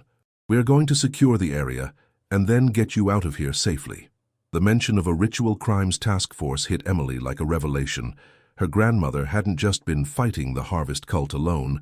She had been connected to federal investigators who specialized in exactly this type of criminal organization. The standoff lasted only a few more minutes before Detective Hutchins and his companions realized they were outnumbered and outgunned. Emily heard the sounds of weapons being surrendered and people being taken into custody, along with the systematic documentation of everything found inside the cabin. When Agent Mitchell finally approached Emily's position behind the desk, she was a tall, serious-looking woman in her 40s, who radiated the kind of competence that comes from years of dealing with situations that most people couldn't imagine. "Are you injured?" Agent Mitchell asked, helping Emily to her feet and conducting a quick visual assessment for any signs of trauma. When Emily shook her head, Agent Mitchell's expression softened slightly. "Good.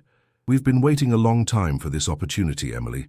Your grandmother was one of our most valuable assets in investigating ritual crime organizations, and we've been monitoring the situation in Millbrook for years, waiting for the right moment to move." Emily was escorted outside the cabin and into one of several black SUVs that had arrived along with the helicopters. As they drove away from the scene, Agent Mitchell began explaining what Emily's grandmother had really been doing for the past 60 years. Margaret Flynn hadn't just been documenting the Harvest cult for personal reasons.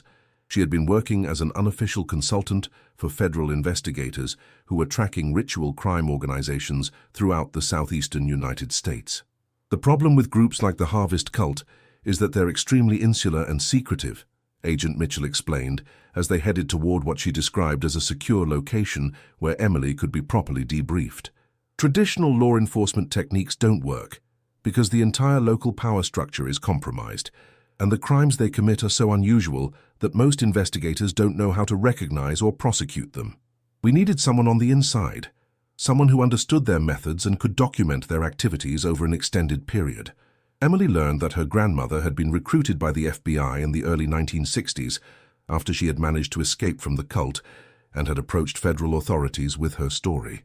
At the time, most law enforcement officials had dismissed her account as the fantasy of a traumatized young woman, but a few investigators had recognized the potential value of what she was offering.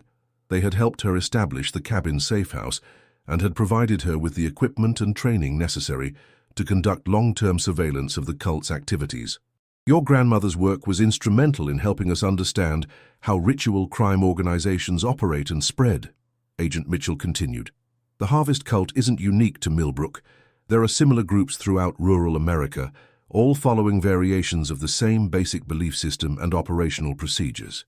But Millbrook was special because it was the oldest continuously operating cult community we had identified, which made it invaluable for understanding their long-term strategies and evolution.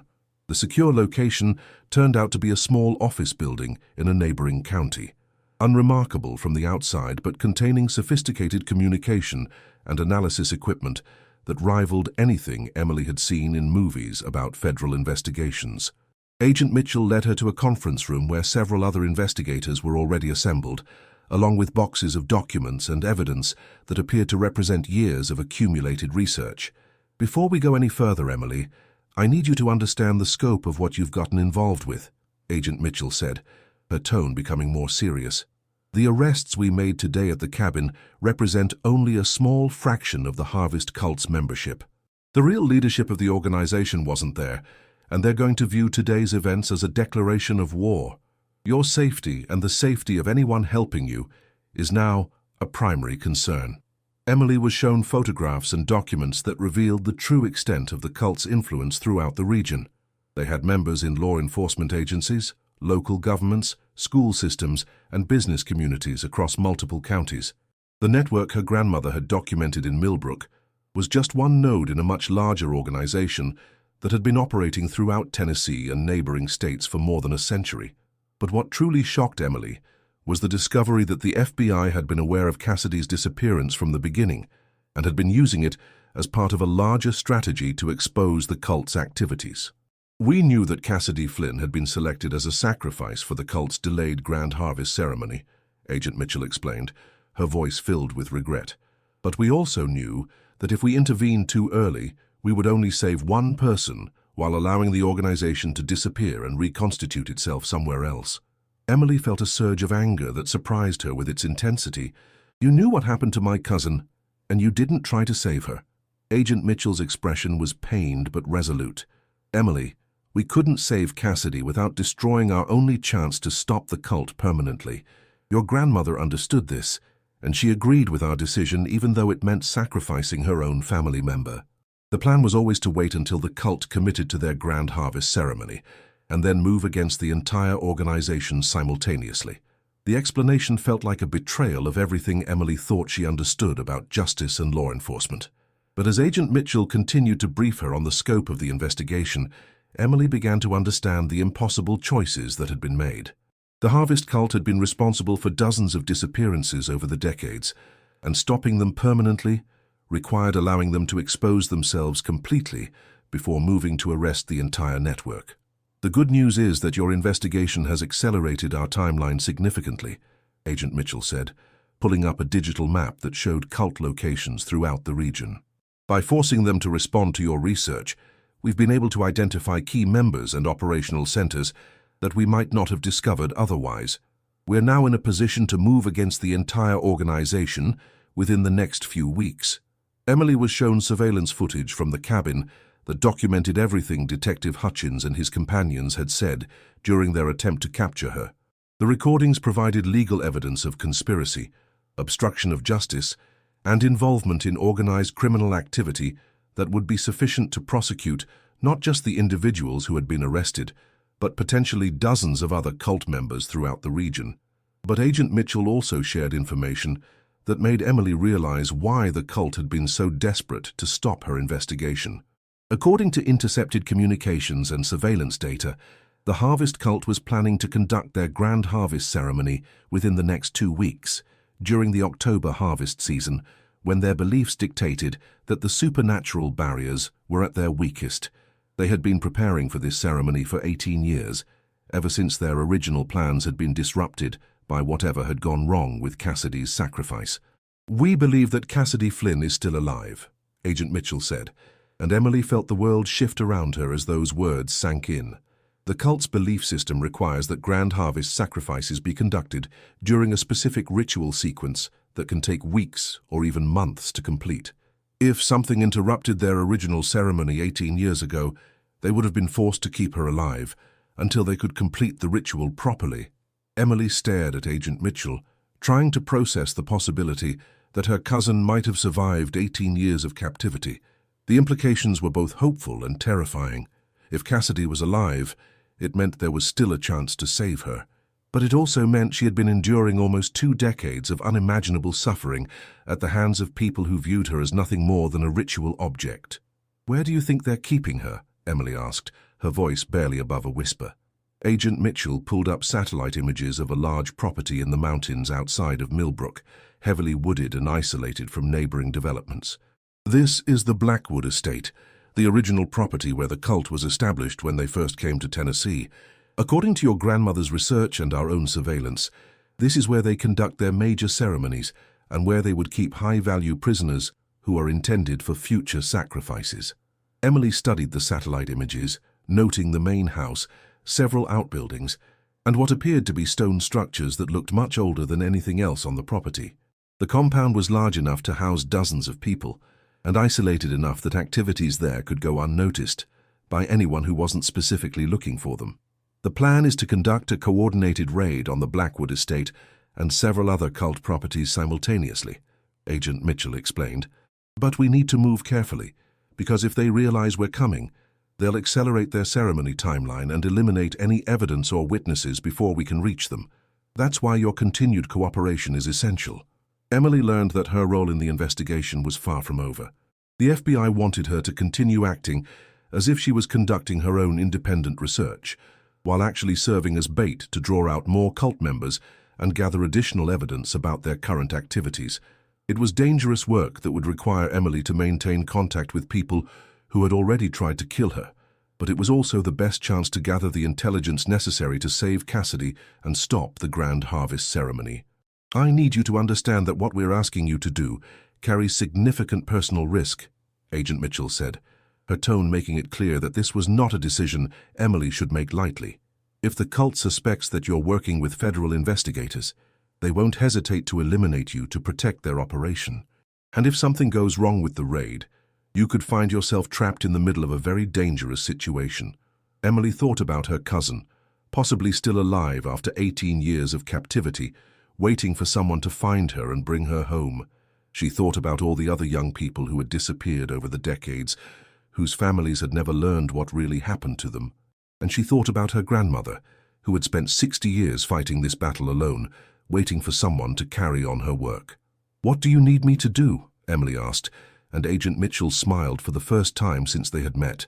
Over the next several hours, Emily was briefed on her new role as an undercover asset in the investigation. She would return to Millbrook and continue renovating her grandmother's house, but she would also maintain contact with Dr. Morrison and other potential cult members while wearing concealed recording devices that would document their conversations. The goal was to gather as much intelligence as possible about the timing and location of the Grand Harvest ceremony, while appearing to be an ordinary person who had stumbled into information about the cult by accident. Emily was provided with sophisticated communication equipment that would allow her to maintain contact with the FBI team at all times, along with emergency procedures she could use if the situation became too dangerous. She was also given access to additional resources her grandmother had prepared, including weapons and defensive equipment that had been stored at various locations around Millbrook. "Remember, Emily, your grandmother spent 60 years preparing for this moment," Agent Mitchell said as Emily prepared to return to her regular life. "Everything she did, every risk she took, was designed to give you the tools and information you would need to finish what she started. Trust in her preparation, trust in your own instincts, and trust that we'll be there to support you when the situation requires it." As Emily drove back to Millbrook that evening, she realized that everything in her life had changed in ways she was still trying to understand. She was no longer just a woman trying to renovate her grandmother's house and solve a family mystery. She was now an active participant in a federal investigation that had been years in the making, working to stop a criminal organization that had terrorized her community for more than a century.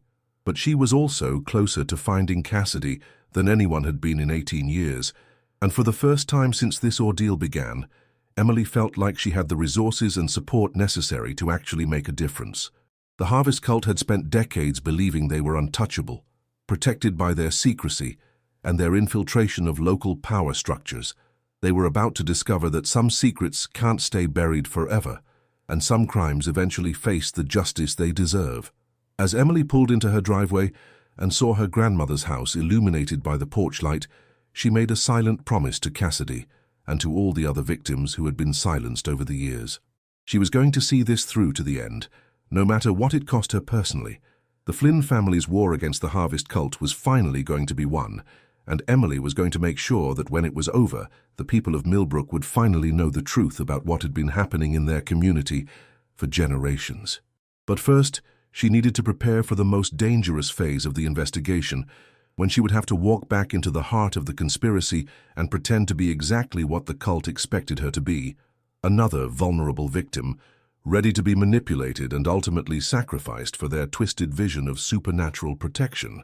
The next few weeks would determine whether Emily Flynn would join the long list of the cult's victims, or whether she would be the one to finally bring their reign of terror to an end. Emily's return to normal life in Millbrook felt like stepping into a performance where everyone around her was also acting, but no one acknowledged that they were playing roles. The FBI had briefed her extensively on how to behave naturally while gathering intelligence, but nothing could have prepared her for the psychological strain of smiling at neighbors who might be planning to kill her, or making small talk with shopkeepers who might be part of a conspiracy that had claimed dozens of lives over the decades. The first test came sooner than expected. Emily had been back in town for less than 24 hours when Dr. Morrison called with what sounded like genuine concern in her voice. "Emily, I heard there was some kind of incident at your grandmother's old cabin yesterday. Are you all right? People are saying there were helicopters and federal agents involved." The concern sounded authentic, but Emily now knew that Dr. Morrison had been part of her grandmother's resistance network for years, which meant she was either genuinely worried about Emily's safety or she was fishing for information on behalf of the cult. Emily followed the script the FBI had provided, expressing confusion and worry about the events at the cabin while avoiding any mention of her cooperation with federal investigators. "I honestly don't know what happened," she said, injecting just the right amount of bewilderment into her voice. "I went out there to look through some of my grandmother's old things, and when I got back to town, people were talking about police activity in the area. It's probably completely unrelated to anything I was doing." But Dr. Morrison's response made Emily realize that her cover story wasn't going to be sufficient for long. "Emily, I think we need to talk again, and soon. There are developments in the situation that you need to be aware of, things that could affect your safety if you're not prepared for them. Can you meet me this evening at the same coffee shop where we talked before?" Emily agreed to the meeting while activating the recording equipment the FBI had provided. Every conversation she had from this point forward would be monitored and analyzed by federal investigators who were building cases against cult members throughout the region. But she also knew that each interaction increased the risk that someone would realize she was working with law enforcement, which would immediately put her life in danger. The coffee shop meeting revealed just how much the situation had escalated since Emily's confrontation at the cabin. Dr. Morrison looked haggard and nervous, constantly glancing around the restaurant as if she expected to be overheard or followed. When she spoke, her voice was barely above a whisper, and Emily could see genuine fear in her eyes for the first time since they had met. "The arrests yesterday have created panic within certain circles," Dr. Morrison began, her hands shaking slightly as she reached for her coffee cup. "People who have spent decades feeling secure in their activities are suddenly realizing that their protection might not be as absolute as they believed. And when people like that feel threatened, they tend to make very dangerous decisions."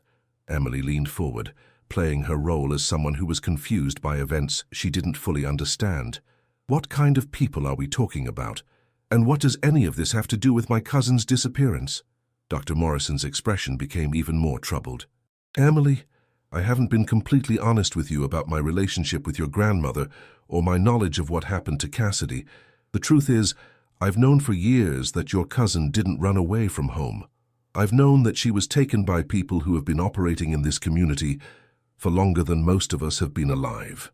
And I've known that eventually they would come for other members of your family." The admission sent a chill through Emily, even though she had been expecting something like this. Dr. Morrison was either preparing to reveal her own involvement in the cult, or she was about to provide information that would help the FBI understand their current plans. Either way, Emily needed to be extremely careful about how she responded. "I don't understand what you're saying," Emily said, maintaining her facade of innocent confusion. "Are you telling me that my cousin was kidnapped, and that whoever took her is still active in Millbrook?" Dr. Morrison nodded grimly. "Not just active, Emily. They're preparing for something they call the Grand Harvest, a ceremony that's supposed to take place within the next 2 weeks. And according to my sources, they're planning to use both you and Cassidy as the central elements of that ceremony." Emily felt her blood run cold, not because the information was news to her, but because of what Dr. Morrison's knowledge implied about her own position within the conspiracy. If Dr.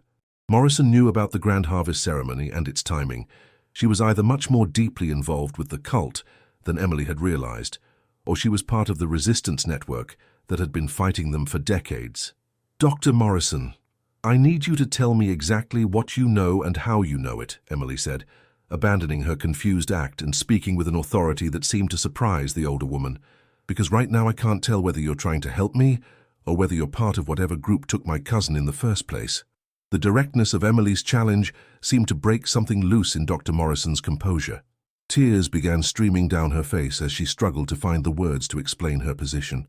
"Emily, I've been fighting these people for more than 20 years, ever since they took my own daughter and tried to convince me that she had run away to California.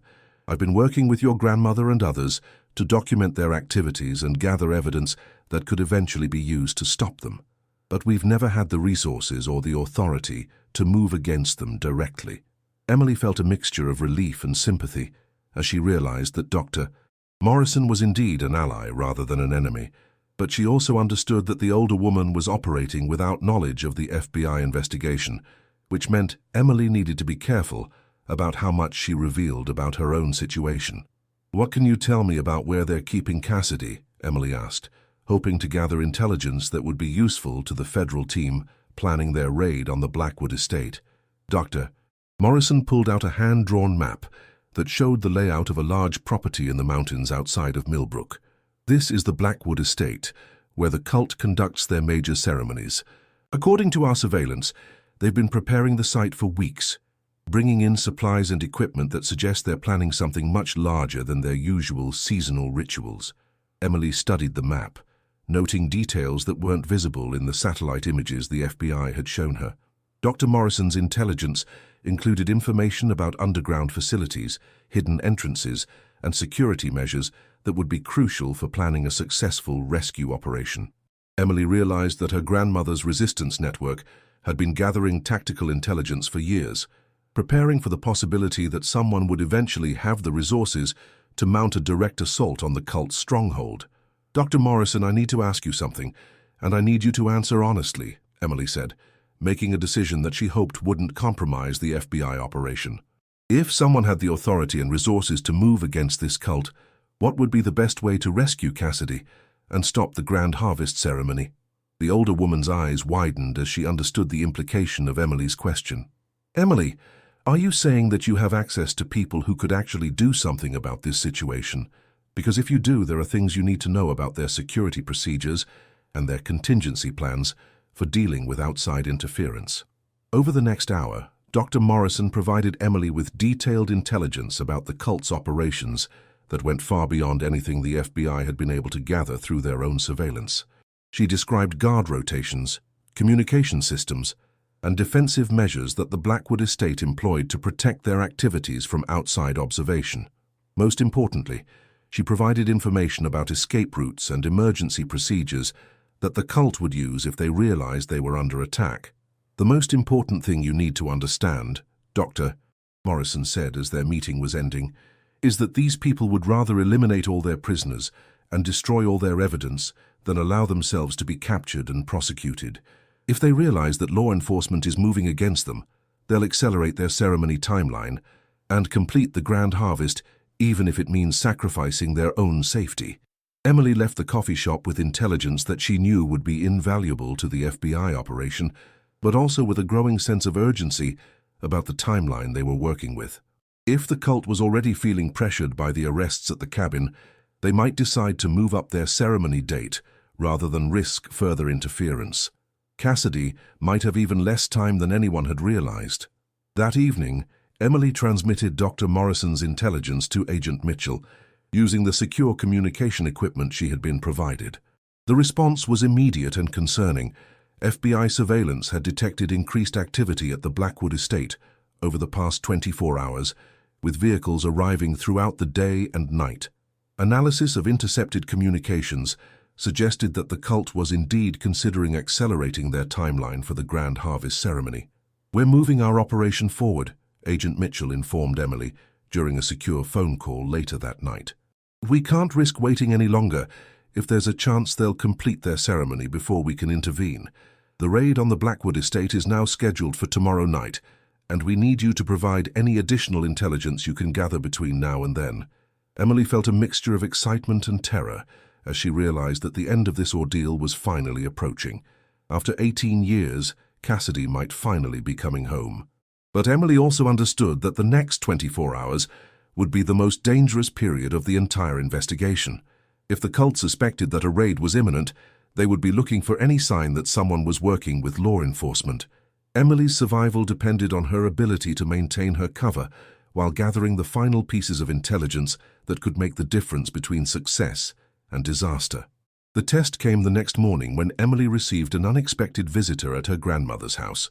She was working on renovation projects in the kitchen when she heard a car pull into her driveway, followed by footsteps on her front porch.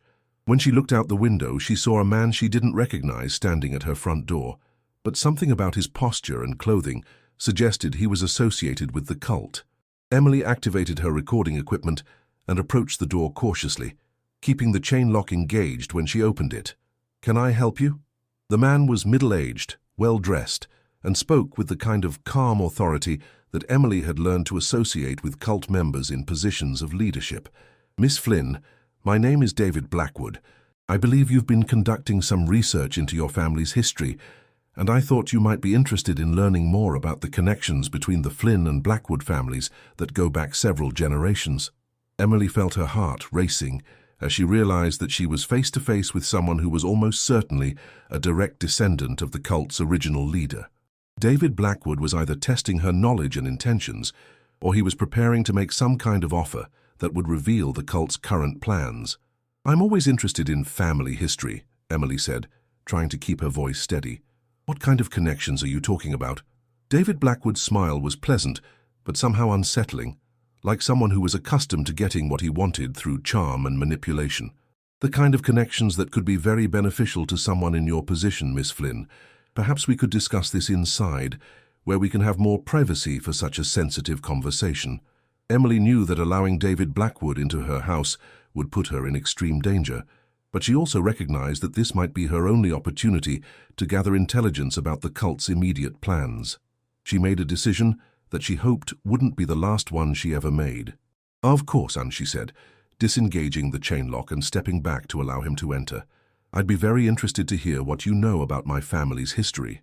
As David Blackwood stepped into her grandmother's house, Emily realized that the final phase of her investigation was beginning. Everything that happened over the next few hours would determine whether she would survive to see Cassidy rescued, or whether she would become the cult's final victim before the FBI could intervene. But she was as prepared as anyone could be for what was coming, armed with her grandmother's decades of planning and the knowledge that she wasn't fighting this battle alone. The conversation that followed would be the most important of Emily Flynn's life, and possibly the last conversation she would ever have as a free person, but it would also be the conversation that finally exposed the complete truth about what had happened to Cassidy Flynn and what the Harvest cult had been planning for their grand harvest ceremony. Emily was about to discover that everything she thought she understood about her family's connection to the cult was just the beginning of a much larger and more terrifying truth. David Blackwood moved through Emily's grandmother's house with the familiarity of someone who had been there before, his eyes taking in details that suggested he was looking for specific things rather than simply admiring the architecture. Emily watched him carefully, noting how he paused at certain doorways and seemed to be listening for sounds that she couldn't hear. When he finally settled into the living room chair that had been her grandmother's favorite, Emily realized that this wasn't the first time he had sat in that exact spot. "Your grandmother was a remarkable woman," David said, his tone conversational but laden with meaning that Emily couldn't quite decipher. "She had such a deep appreciation for family traditions and local history. We had many fascinating conversations over the years about the importance of preserving the old ways, especially as the modern world tries to erase everything that made communities like Millbrook special." Emily felt a chill as she understood what David was implying. Her grandmother hadn't just been investigating the Harvest cult from a distance. She had been in direct contact with its leadership for decades. The resistance network Emily thought she understood was far more complicated than anyone had told her, and her grandmother's role in it was more ambiguous than she had wanted to believe. "I wasn't aware that my grandmother knew your family," Emily said, settling into the chair across from David while making sure she could reach the panic button the FBI had provided if the situation became dangerous. David's smile broadened, but there was something predatory in his expression that made Emily's skin crawl. "Oh, the Flynn and Blackwood families have been connected for much longer than you realize, Emily. In fact, your grandmother's survival of her original harvest ceremony wasn't the accident that everyone believed it to be. It was carefully orchestrated to serve a much larger purpose." Emily's blood ran cold as the implications of what David was saying began to sink in. "What do you mean, orchestrated?" "The harvest ceremonies require very specific conditions to be effective," David explained, his voice taking on the tone of someone delivering a lecture to a particularly dense student. The participants must be willing on some level. They must come from bloodlines that have been prepared over multiple generations, and they must understand the honor that's being bestowed upon them. Your grandmother was selected not just as a sacrifice, but as a breeding partner for future ceremonies. Emily felt nausea rising in her throat as she realized what David was suggesting. Her grandmother hadn't escaped from the cult. She had been allowed to live specifically so that she could produce children and grandchildren who would eventually be claimed by the organization. Emily's entire family line had been nothing more than livestock being bred for future sacrifice. "That's impossible," Emily said, though even as she spoke the words she could hear the doubt in her own voice. "My grandmother spent 60 years fighting against your cult. She documented your activities. She worked with law enforcement. She prepared resources to help people escape from you." David's laugh was genuinely amused, as if Emily had said something particularly naive. "Emily, who do you think provided your grandmother with the information she used in her documentation? Who do you think gave her access to the cult ceremonies and membership lists? Your grandmother was never fighting against us. She was working for us, helping us identify potential threats and eliminate people who might interfere with our activities." The revelation hit Emily like a physical blow, rewriting everything she thought she understood about her grandmother's life and her own situation. Margaret Flynn hadn't been a hero fighting against an evil organization. She had been a collaborator, helping them maintain their power and secrecy.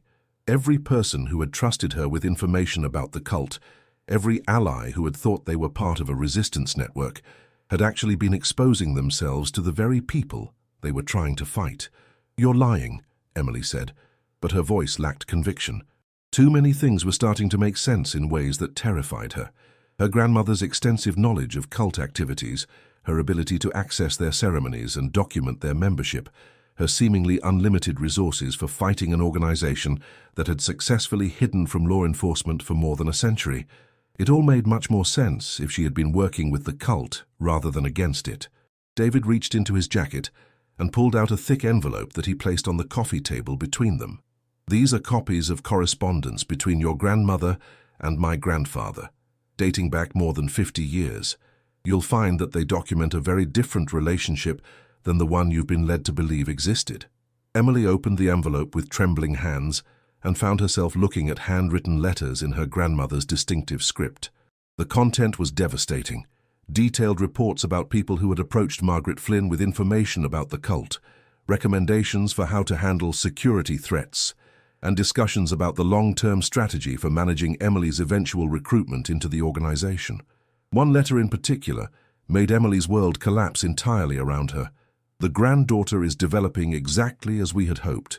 She's intelligent and independent enough to be convincing in the role we've prepared for her, but emotionally vulnerable enough to be properly manipulated when the time comes.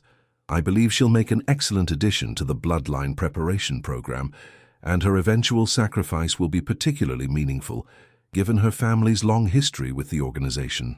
Emily read that passage 3 times before its full implications sank in. Her entire life had been orchestrated by the cult, from her childhood relationship with Cassidy, to her inheritance of her grandmother's house, to her discovery of the mask and cassette tape. Everything that she thought had been her own investigation and her own choices had actually been carefully planned manipulations designed to bring her to exactly this moment.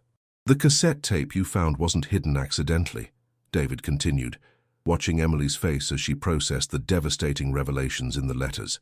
"Your grandmother placed it where you would eventually discover it, along with all the other evidence that led you to contact Dr. Morrison and begin your investigation.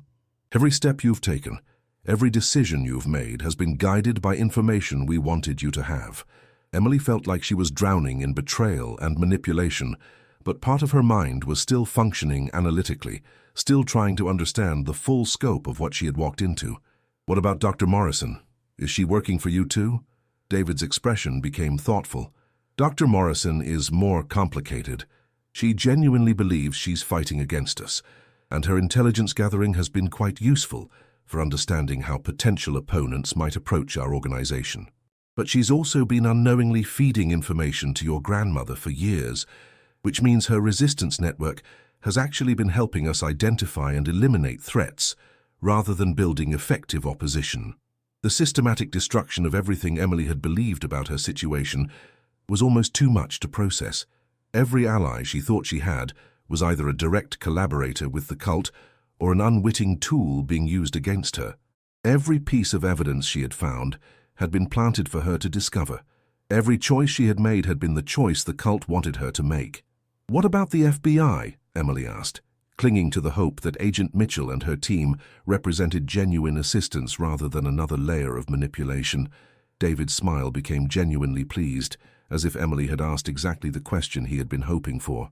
"Agent Mitchell is quite real, and her investigation into ritual crime organizations is legitimate. But what she doesn't understand is that her investigation has been guided and shaped by information provided through your grandmother's network. The FBI believes they're conducting an independent investigation, but they're actually following leads and pursuing targets that we've carefully prepared for them." Emily realized with growing horror that even her cooperation with federal law enforcement had been part of the cult's plan. They had allowed the FBI to discover just enough about their activities to feel confident about launching a raid, but they had also made sure that the raid would target locations and individuals that the cult was prepared to sacrifice in order to protect their core leadership and operations. The raid that's planned for tonight will be successful in the sense that Agent Mitchell's team will arrest several cult members and rescue what they believe to be sacrificial victims, David explained, his tone becoming more businesslike. "But the people they arrest will be expendable members of our organization, and the victims they rescue will be volunteers who are prepared to provide testimony that will satisfy the FBI's need for successful prosecution while actually protecting our real activities." Emily felt sick as she understood the full scope of the deception. The FBI raid wasn't going to stop the Harvest cult. It was going to provide them with perfect cover for their actual Grand Harvest ceremony while eliminating any remaining threats to their long-term security. Agent Mitchell and her team would return to Washington, believing they had successfully dismantled a dangerous organization, while the cult would continue operating with even greater freedom than before. "What about Cassidy?" Emily asked, her voice barely above a whisper. David's expression became almost sympathetic. "Your cousin has been very well cared for over the past 18 years. She's been prepared for her role in the Grand Harvest ceremony with the kind of attention and education that few people ever receive. When you see her tonight, I think you'll be impressed by how much she's grown and learned during her time with us." The casual way David spoke about Cassidy's 18-year captivity made Emily want to scream, but she forced herself to remain calm and focused. If there was any chance of actually helping her cousin, she needed to understand exactly what the cult was planning and how they intended to use both Cassidy and herself in their ceremony. "You keep talking about tonight," Emily said. "What exactly is supposed to happen tonight?" David stood up and walked to the window, looking out at the late afternoon sky with the satisfaction of someone whose carefully laid plans were finally coming to fruition. "Tonight, the FBI will conduct their raid on our secondary facilities while we complete the Grand Harvest ceremony at a location they don't know about. You and Cassidy will be the central participants in a ritual that will ensure our organization's continued protection and prosperity for the next century. And afterwards, the world will believe that the Harvest cult has been destroyed, which will allow us to operate with complete freedom." Emily realized that she was trapped in a situation where every apparent ally was actually an enemy. Every piece of evidence had been fabricated, and every choice she thought she had made had actually been an illusion. But she also realized that David Blackwood was making the same mistake that powerful people throughout history had made. He was so confident in his control of the situation that he was revealing more information than he needed to. "Where is this ceremony supposed to take place?" Emily asked, hoping to gather intelligence that might somehow be useful, even if all her previous allies had been compromised. David turned back from the window with a smile that was both triumphant and predatory. "Right here, Emily, in your grandmother's house, in the room where this all began more than a century ago. The hidden chamber where you found the mask and cassette tape isn't just a storage space. It's a consecrated ceremonial site that has been used for harvest rituals since the cult was first established in Millbrook." Emily felt the walls of the house closing in around her as she realized that she had been living above a cult ritual site for weeks, sleeping and eating and working directly above the place where dozens of young people had been sacrificed over the decades. Her grandmother's house wasn't a safe haven that had been infiltrated by the cult. It was one of their primary operational centers, and Emily had been brought there specifically to prepare for her own participation in their ceremony. The beauty of conducting the Grand Harvest here is that even if the FBI somehow discovers what's happening, they'll assume it's connected to tonight's raid, rather than recognizing it as the culmination of a plan that has been in development for 18 years, David continued. By the time anyone realizes what has actually occurred, the ceremony will be complete, and our protection will be renewed for another century. Emily understood that she was facing the final moments of her life as a free person. Within hours, she would either be dead or transformed into whatever Cassidy had become during her 18 years of captivity. But she also understood that David Blackwood's confidence in his plan's perfection might be the weakness she could exploit. He was so certain that every variable had been controlled that he might not be prepared for something truly unexpected. "I have one more question," Emily said, standing up and moving toward the kitchen where she had left her phone. "If you've been planning this for 18 years, and if you have complete control over the situation, why are you here talking to me instead of just taking me directly to wherever Cassidy is being held?" David's expression shifted slightly, and for the first time since he had arrived, Emily saw something that might have been uncertainty in his eyes. Because the Grand Harvest ceremony requires willing participation from its central figures. We can compel cooperation through various methods, but the ritual is most effective when the participants understand and accept their role in maintaining the cosmic balance. Emily realized that despite all their planning and manipulation, the cult still needed her to choose to participate in their ceremony. They had brought her to the edge of the precipice, but they couldn't push her over without her consent. And that tiny space of genuine choice might be the only leverage she had left in a situation where everything else had been predetermined by forces beyond her control. "What if I refuse to participate?" Emily asked, even though she suspected she already knew the answer. David's pleasant facade finally dropped completely, revealing the cold calculation that had always been underneath. "Then you'll participate anyway, Emily. But your cousin's experience will be considerably more unpleasant than it needs to be, and your own eventual fate will be much more painful than we had originally planned." Emily reached for her phone, not to call for help from allies who had already been compromised, but to activate the final contingency plan her grandmother had prepared, one that David Blackwood didn't know about because it had never been part of any resistance network or federal investigation. Margaret Flynn had prepared for the possibility that everything would go wrong, that every ally would be revealed as an enemy, and that her granddaughter would face the cult's final trap with no one to depend on except herself. As Emily's fingers found the emergency activation code her grandmother had made her memorize, she realized that the next few minutes would determine not just her own fate and Cassidy's, but the future of everyone who might someday face the Harvest cult's predatory manipulation. The real battle for Millbrook was about to begin, and Emily Flynn was going to make sure that when it was over, the truth about her family's century-long war would finally be told.